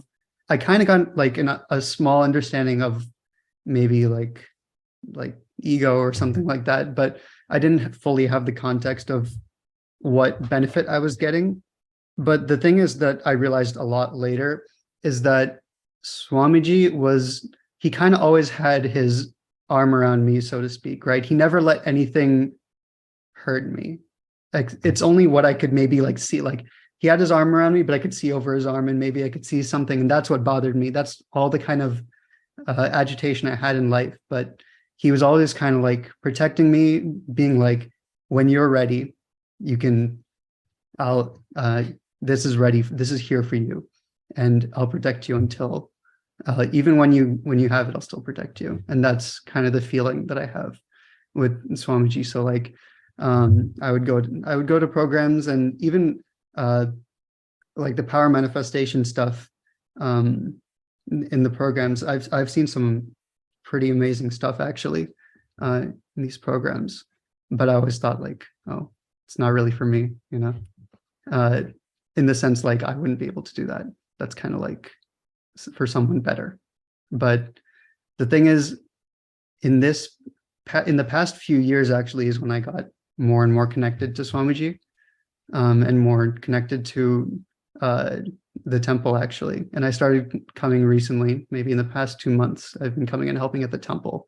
And it's been such like, it's crazy how I didn't see as much as I've seen now, being with Swamiji and seeing all this. It's like now I'm ready to see what he's offering, what he's been holding up to me this whole time, And so like going and doing seva and like helping out at the temple has been really great. It's like it's almost most of your life you're kind of in neutral and you're pushing the car with your bare hands. Swamiji, like he has the gas for you, and you just gotta. And so, yeah, that's awesome. Now we're going to ask the same question we asked Alejandra. What do you see in the youth around you, their struggles, and what is it that if you would want to support them and help them understand what is it to be with Swamiji, how would you help them understand that? I think Swamiji also said this once before, or maybe many times before, but it's just the practical aspect. Like we need to show that what they start now as kids will grow into something amazing, the more and more they embody it, if like, yeah, because I know mental health is a big thing now and all that stuff, but Hinduism has all the answers, and especially Swamiji has all the answers. That's exactly what he said. He said we have to show the youth the Phalashruti, which means Phalashruti is the benefit. And after every puja, there is benefit, and we chant what the benefit of that puja is, so that people know what you will get. Like that, I think we don't do enough of chanting the benefit that somebody would get from Hinduism, and pointing it out. Second thing is to know that Hinduism has answers for all the problems, and knowing that is very, very critical for youth. I think these are the two things that we have to share with the youth. And I think like what Alejandra and Suhas have shared, see, it is how they have applied themselves and, been present in the ecosystem. Yeah. That has made a phenomenal change and a difference to them, right? It is how they have utilized the energy and, the nurturing that they have received from the ecosystem that has propelled them forward to feeling successful, feeling empowered, and being able to let go and drop anything that stops them from being who they can be. And I think that's the beauty of it, that, the youth are the leaders of tomorrow. You are training now, you are, empowering yourself with Swamiji's blessings to take you forward, to be the role models, to be the leaders, and to inspire others. And how you have utilized the ecosystem to make that happen is a beautiful sharing that both of you have done today. Suhas, you also said something about power manifestation and the mystical aspect of being connecting with Swamiji. Can you say a little bit more about that? Yeah, definitely.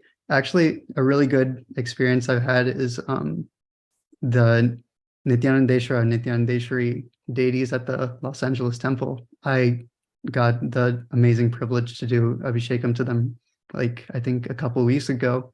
And it's like the craziest change in my life.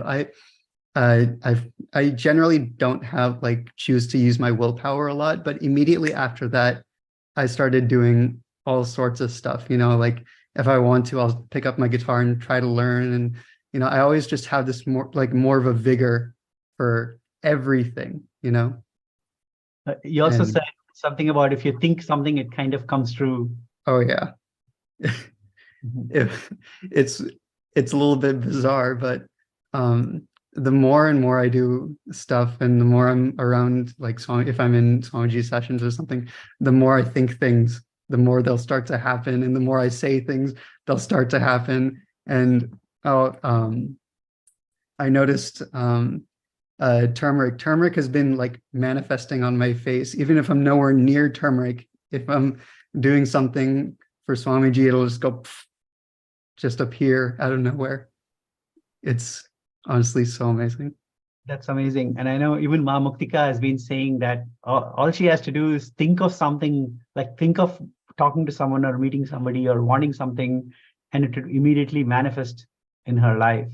Yes. So yeah, it's such an amazing space to be in the Los Angeles ecosystem, with everybody who's here and all the hundreds of other volunteers who are part of this ecosystem. Every day they are making it an embassy for Kailasa, where we reach out to the whole ecosystem, we help others. By the way, we serve free food to hundreds of people on a daily basis, and both inside the temple and outside the temple. And obviously, the Montclair city has recognized Swamiji and declared January 3rd as Nithyananda Day. And we have a good relationship with many of the politicians, the cities we have diplomatic relations with the various cities here, including city of Paris and many other local cities, who realize that we are providing so much value to them as the enlightenment ecosystem. We are elevating the whole ecosystem. So nothing is better than being part of this. In fact, one thing that Swamiji said during his Jayanti that I remember which really fulfilled me. You always wonder, am I reaching my life's goal? Am I of my life? He said, everybody who is till now supported Kailasa, who have been part of Kailasa, who have supported it, you have achieved your life's goal, right? You fulfilled your life's goal. And now you're all part of my victory parade, which is such a fulfilling feeling, knowing that you have done what it is that you are born, and you're part of that already. I don't think there is anything bigger than that. So I really want to thank the Swamiji for creating the LA ecosystem, Kailasa LA ecosystem, and for everyone here who came here to share their experiences so beautifully and so powerfully. With that, I want to end with a Purna Mantra and then hand it over to Ma Pranapriya. Om Purnamada Purnamidam Purnat Purnamudachyate Purnasya Purnamadaya Purnameva Vasishyate. Om Shanti Shanti Shanti. Hari Om Tat Sat. Sarvam Bhagavat Shri Nithyananda Paramashiva Paduka Arpanamastu. Om Nithyanandam. Thank you, Ma Pranapriya, for this opportunity. I hand it over to you to take it over from here. Thank you so much, Raya. It was so wonderful connecting with all the folks from LA ecosystem. And over to the program today. Would you like to talk to, connect with all the participants and viewers today. See what you have experienced just listening to all these beautiful sharings from folks from LA ecosystem is what Swamiji wants to do to every single city, every single place in this world. Creating Kailasa ecosystem is literally making each and every one of us live as Paramashiva, radiate as Paramashiva, and celebrate our existence as Paramashiva. So let us all decide to stand up for this divine cause of Sarvanyapita.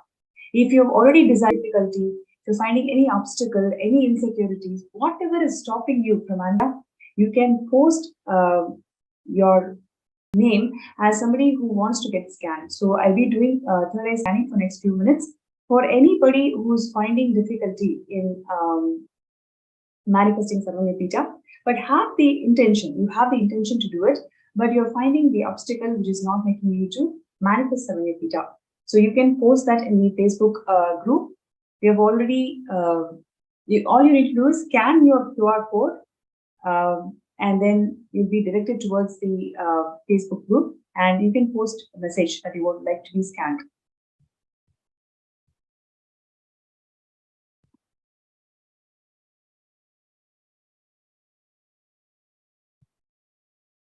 So see Ma Rajeshwari, Ma Kalahartigantananda, Jalandanstananda, Ma Hinje, Ma Tanu Bhagat.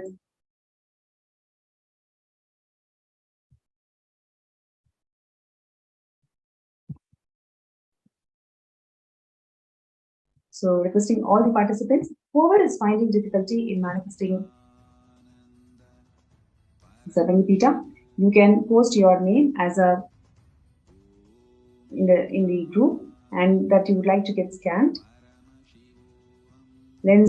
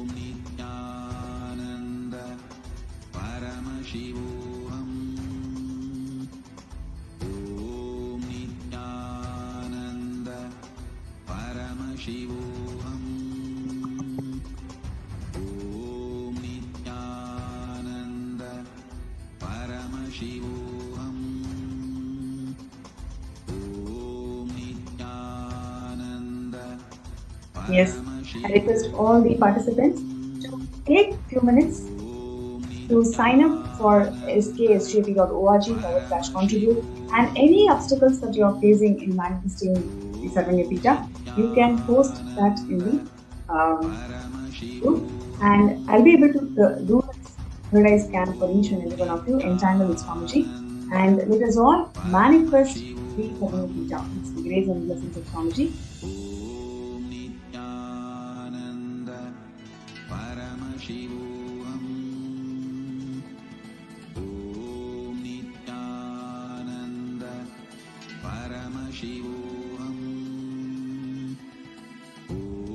Okay, so we have Jun Ramadeva Shivashakti from YouTube. So who has requested for a third eye scan. So I request Jun to please dictate, connect with Swamiji and let us chant the Mahavakyas 3 times.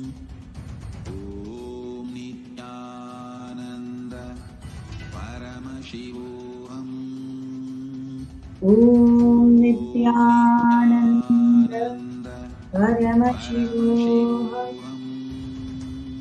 Om Nithyananda Paramashivam. Om Nithyananda Paramashivam.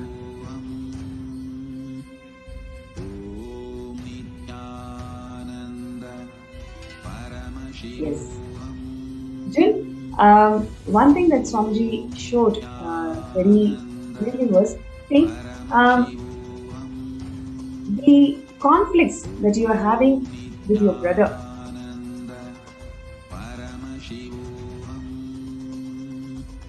and all the male figures in your family, today decide to complete with this and bring oneness in the relationship. Already we've gone through in the last couple of days about how to bring oneness in the relationships. Just decide to declare perpetual completion. Swamiji beautifully has shared that relationship is just a decision. Any that you want to manifest in life, it is just you deciding.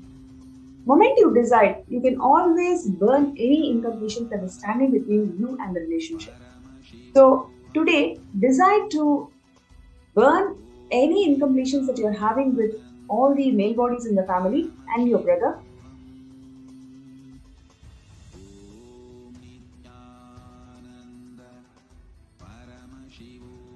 Yes, and with Swamiji's grace and blessings, you'll be able to manifest Sarvam Beta.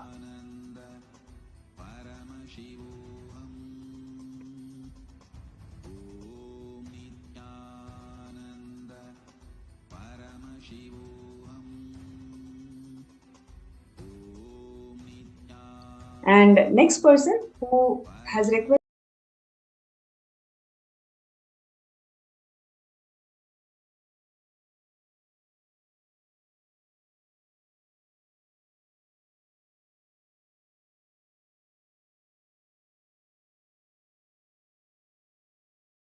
Okay, so I'm going to scan her.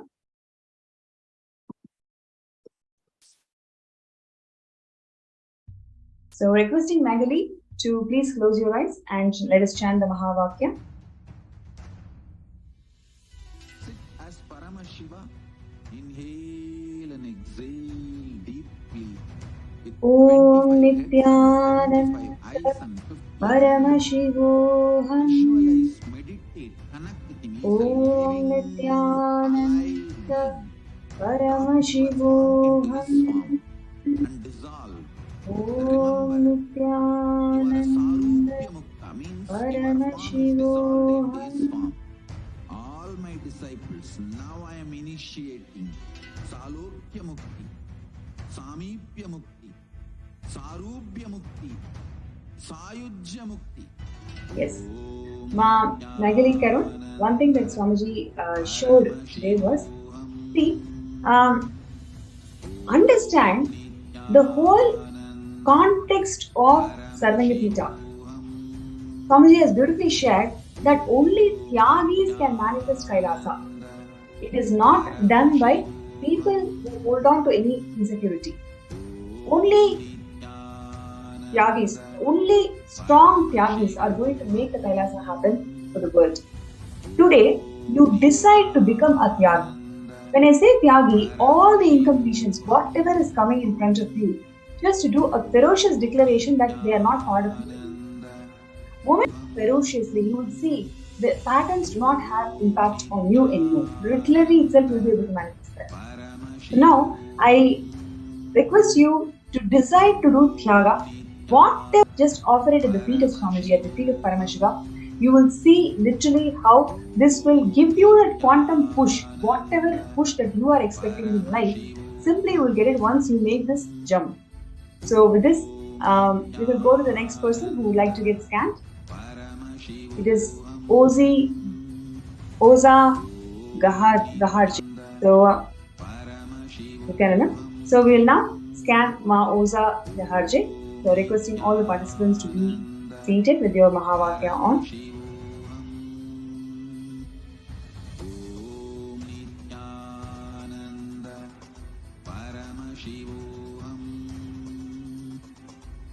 Om Nithyananda Paramashivam. Om Nithyananda Paramashivam.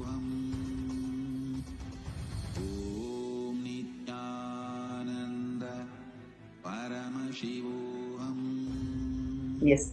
So now, one thing that Swamiji showed very clearly was, see, you decide today that anybody who comes and asks you for help, you will enrich them, empower them with any teachings of Swamiji. Just do this for 11 people. You will get a positive click, positive shift in your inner space, which will directly help you to manifest SJPK. Right? So when you start enriching all your questions, all your doubts that you hold for yourself and others, you will simply be able to melt them. And all it requires further than that is just the decision to make this happen. Definitely you'll be able to make it happen. Right? So with this, we come to the end of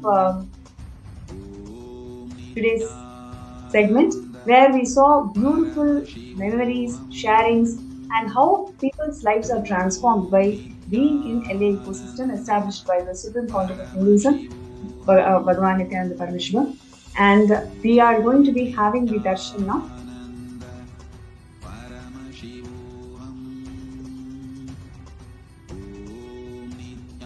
Most awaited moment of the day, we will be having the darshan of Swamiji.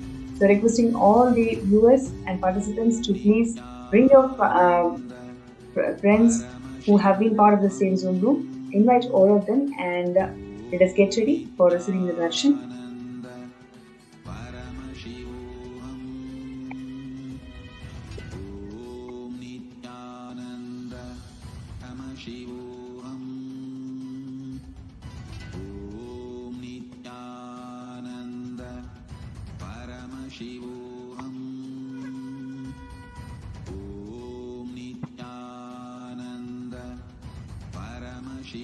Requesting all the participants to come and settle down.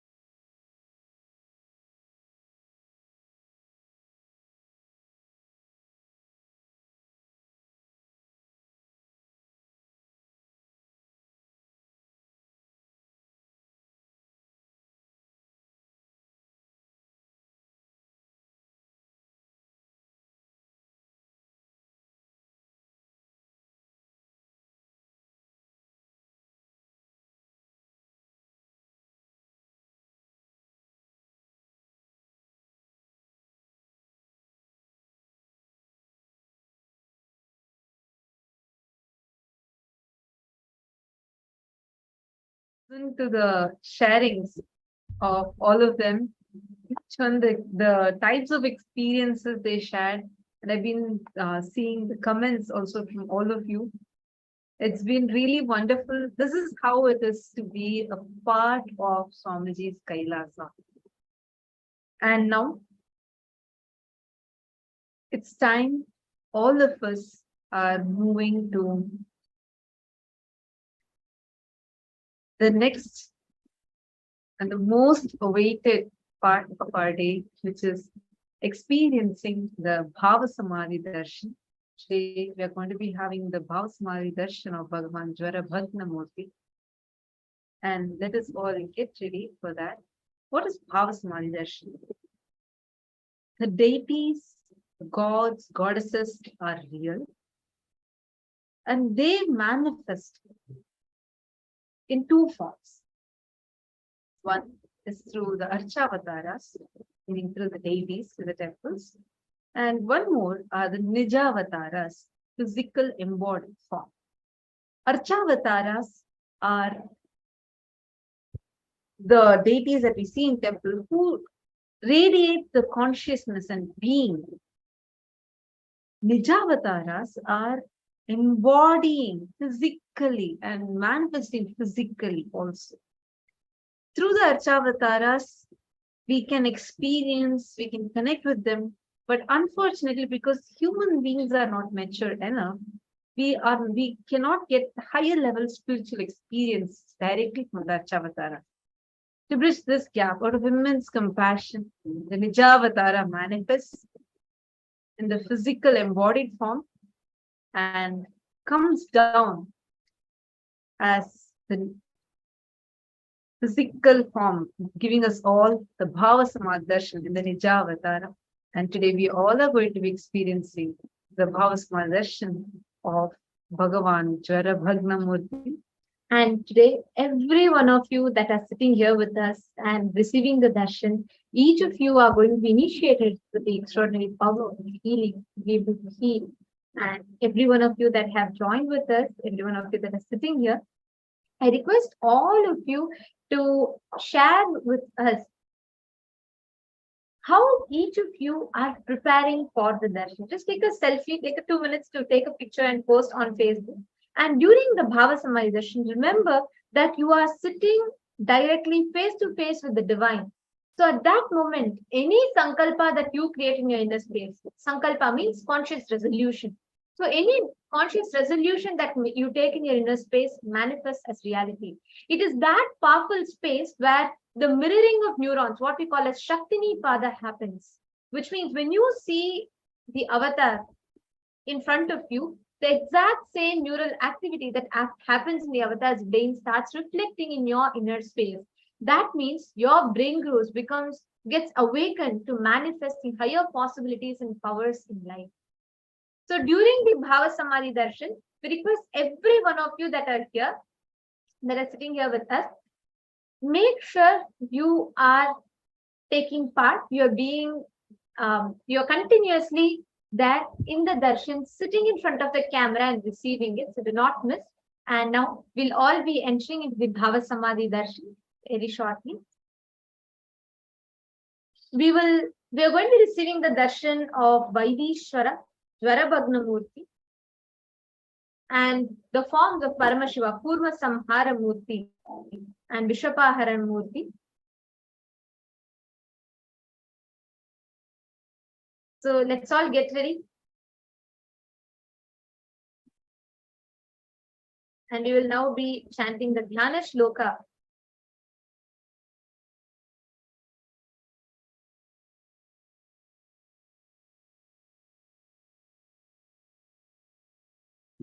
Yes. And in the meanwhile, I request every one of you to take a few minutes and please make sure your Panchopachara Puja kit is ready.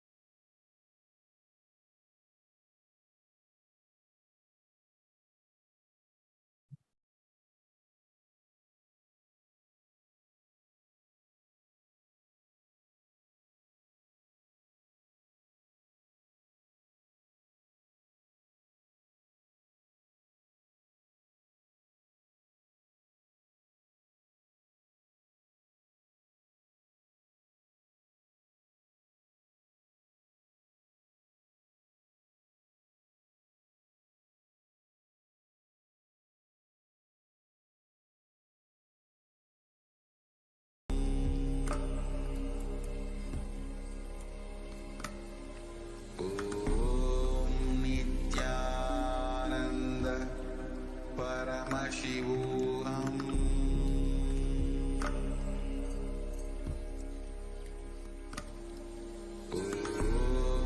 Nithyananda Paramashivam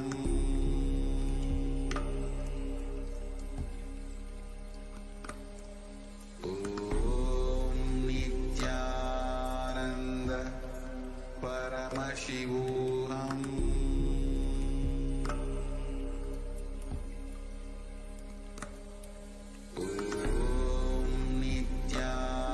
Nithyananda Paramashivam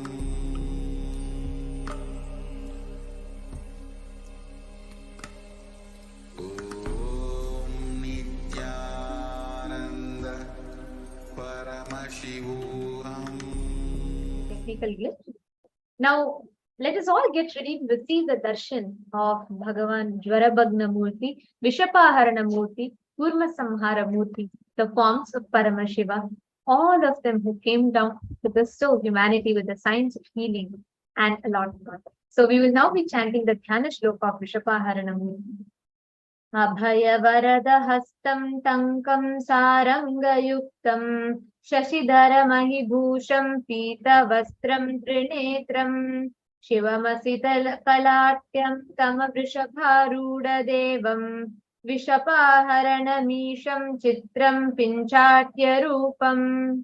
The form of Vishahara, the Vishapaharana Murti, is as follows. Having the Abhaya and Varada, Tanka and bow, he is wearing the crescent moon on his forehead, wearing yellow clothes and having 3 eyes. He has a dark complexioned body and rides on a bull. Such is the beautiful form of Vishapaharana Murti. Now, let us all get ready to receive the darshan. Please sit in a deep meditative space. Sit at the head, making spine straight and close your eyes. Start chanting Bhava. Om Nithyananda Paramashivam. Om Nithyananda Paramashivam.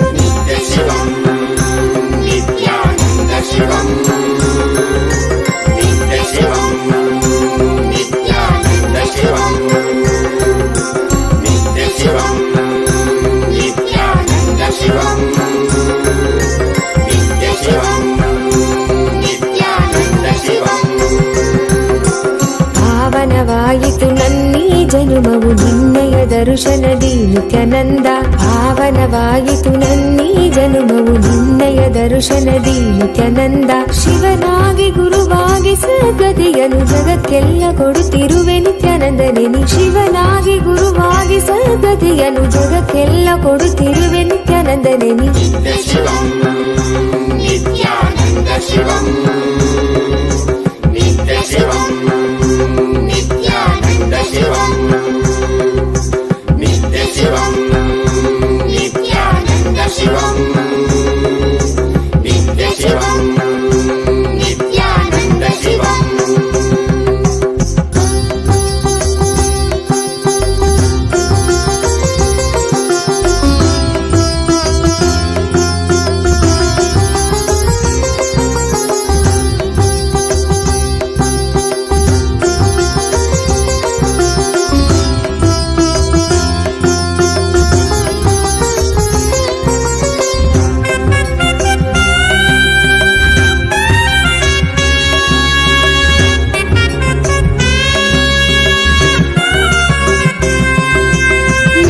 ಶಿವನಾಗಿ ನೀ ದೇವಿಗೆ ಇಂದಿತ್ತೆ ಜ್ಞಾನವ ಜ್ಞಾನ ಗುರುವಾಗಿ ನೀ ಕೊಡುತ್ತಿಹೆ ವಿಶ್ವಕ್ಕೆ ಪ್ರಜ್ಞೆಯ ಮನದಲ್ಲಿ ತನುವಲ್ಲಿ ಕಲ್ಮಶವ ತೆಗೆಯುವನಿ ನೆನೆದವರ ಮನದಲ್ಲಿ ನೆಲೆಸಿರುವನಿ ಮನದಲ್ಲಿ ತನುವಲ್ಲಿ ಕಲ್ಮಶವ ತೆಗೆಯುವನಿ ನೆನೆದವರ ಮನದಲ್ಲಿ ನೆಲೆಸಿರುವನಿ ಜೀವನ್ಮುಕ್ತನಾಗಿ ಬಾಳುವಂತ ಕಲೆಯನೆ ಕಲಿಸಿದಂತ ನಿತ್ಯಾನಂದನಿ ಜೀವನ್ಮುಕ್ತನಾಗಿ ಬಾಳುವಂತ ಕಲೆಯನೆ ಕಲಿಸಿದಂತ ನಿತ್ಯಾನಂದನಿ ಶಿವಂ ನಿತ್ಯಾನಂದ ಶಿವಂ ನಿತ್ಯ ಶಿವಂ ನಿತ್ಯಾನಂದ ಶಿವಂ ನಿತ್ಯ ಶಿವಂ ನಿತ್ಯಾನಂದ ಶಿವಂ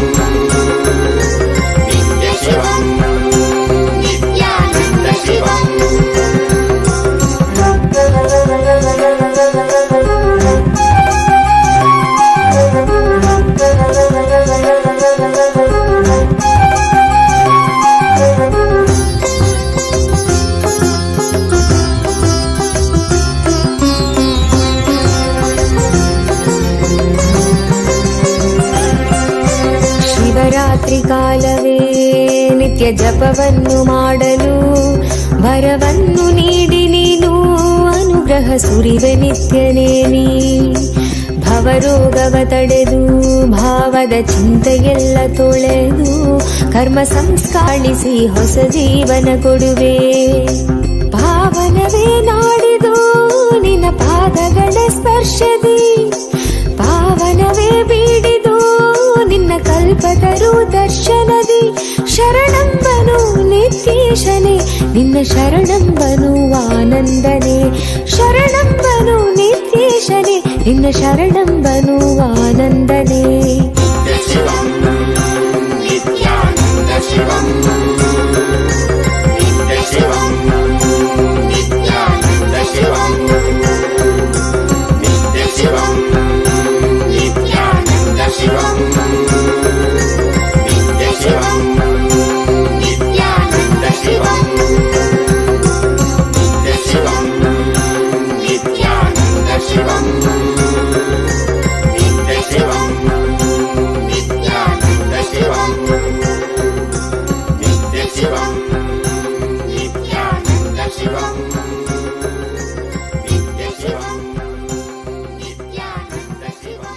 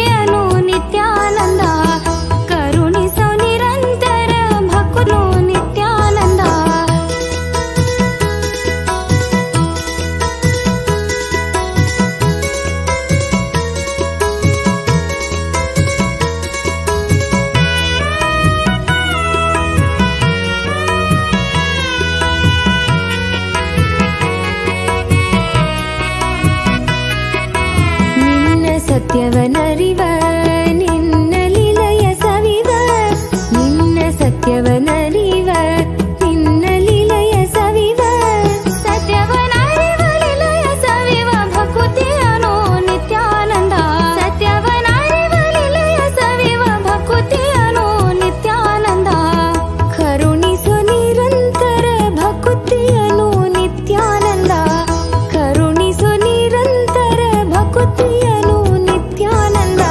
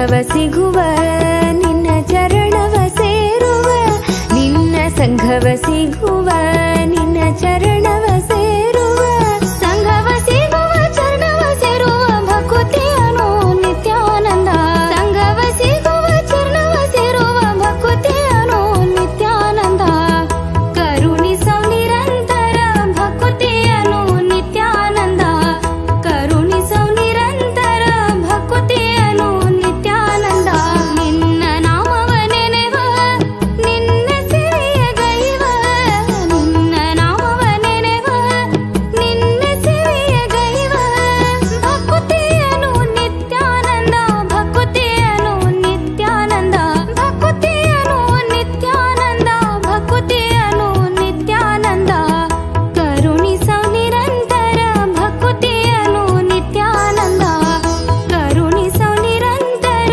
ಭಕುತಿಯನು ನಿತ್ಯಾನಂದ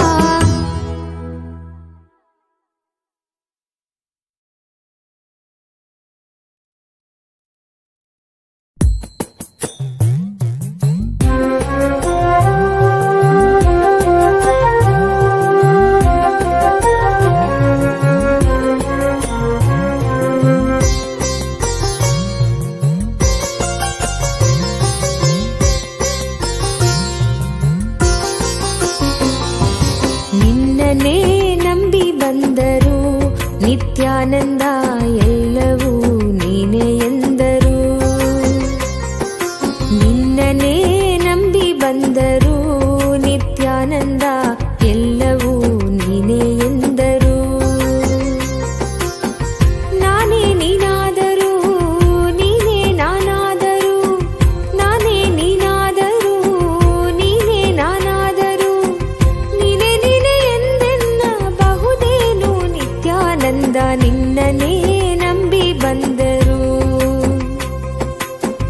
ನೀನೇ ನೀನೇ ಎಂದೆನ್ನ ಬಹುದೇನು ನಿತ್ಯಾನಂದ ನಿನ್ನನೇ ನಂಬಿ ಬಂದರು ನಿತ್ಯಾನಂದ ಎಲ್ಲವೂ ನೀನೇ ಎಂದರು ನಿನ್ನನೇ ನಂಬಿ ಬಂದರು ನಿತ್ಯಾನಂದ ಎಲ್ಲವೂ ನೀನೇ ಎಂದರು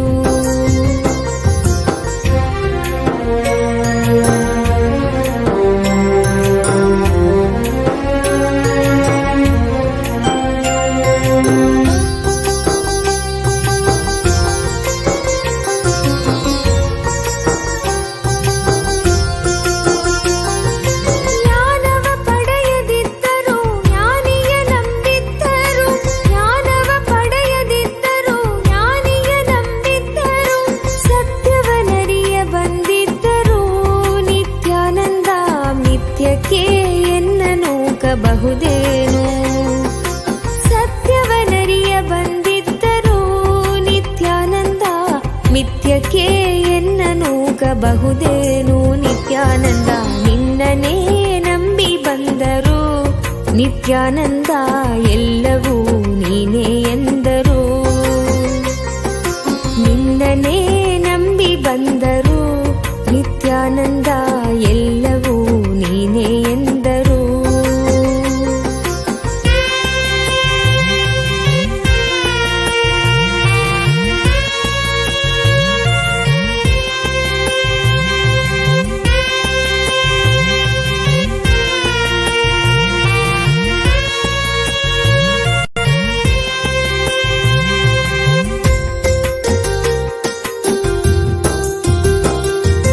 ಎಂದಿಗೂ ನಾ ಗೆಲ್ಲದಿದ್ದರೂ ಎಲ್ಲ ಗೆದ್ದವನಾದ ನಿನ್ನ ಎಂದಿಗೂ ನಾ ಗೆಲ್ಲದಿದ್ದರೂ ನಿತ್ಯಾನಂದ ಎಲ್ಲ ಗೆದ್ದವನಾದ ನಿನ್ನ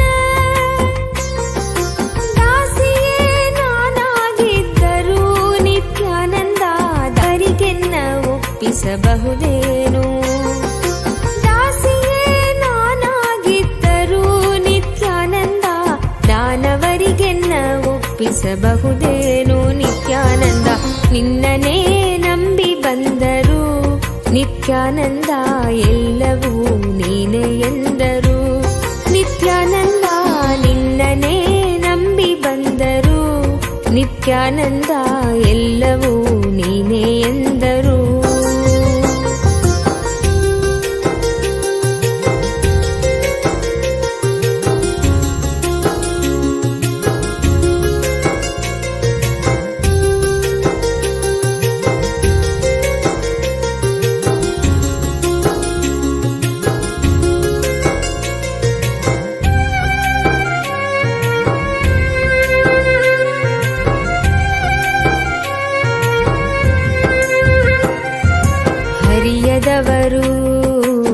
ಅರಿತಂತಿದ್ದರು ಅರಿಯದವರು ಅರಿತಂತಿದ್ದರು ಅರಿತವರು ಅರಿಯದಂತಿದ್ದರು ಅರಿತವರು ಅರಿಯದಂತಿದ್ದರು ಇದೆಲ್ಲವರ ಅರಿವು ನಿನಗಿದ್ದರು ನಿತ್ಯ ಇದೆಲ್ಲವರ ಅರಿವು ನಿನಗಿದ್ದರು ಅರಿಯದವನಂತೆ ನೀ ಸುಮ್ಮನಿರಬಹುದೇನು ನಿನ್ನನೇ ನಂಬಿ ಬಂದರು ನಿತ್ಯಾನಂದ ಎಲ್ಲವೂ ನೀನೇ ಎಂದರು ನಿನ್ನನೇ ನಂಬಿ ಬಂದರು ನಿತ್ಯಾನಂದ ಎಲ್ಲವೂ ನೀನೇ ಎಂದರು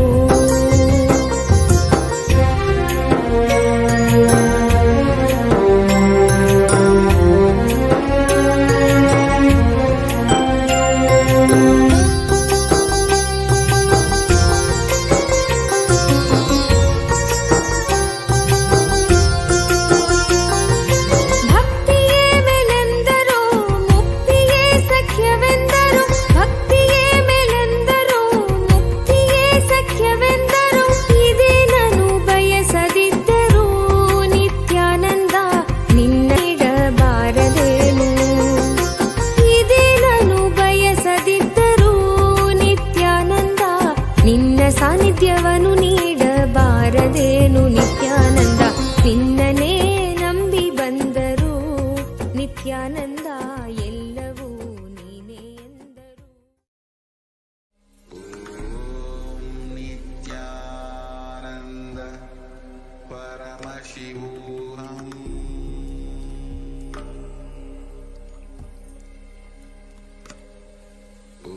ಓಂ ನಿತ್ಯಾನಂದ ಪರಮಶಿವೋಹಂ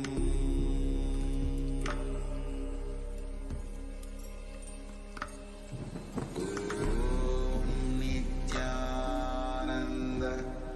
ಪರಮಶಿವೋಹಂ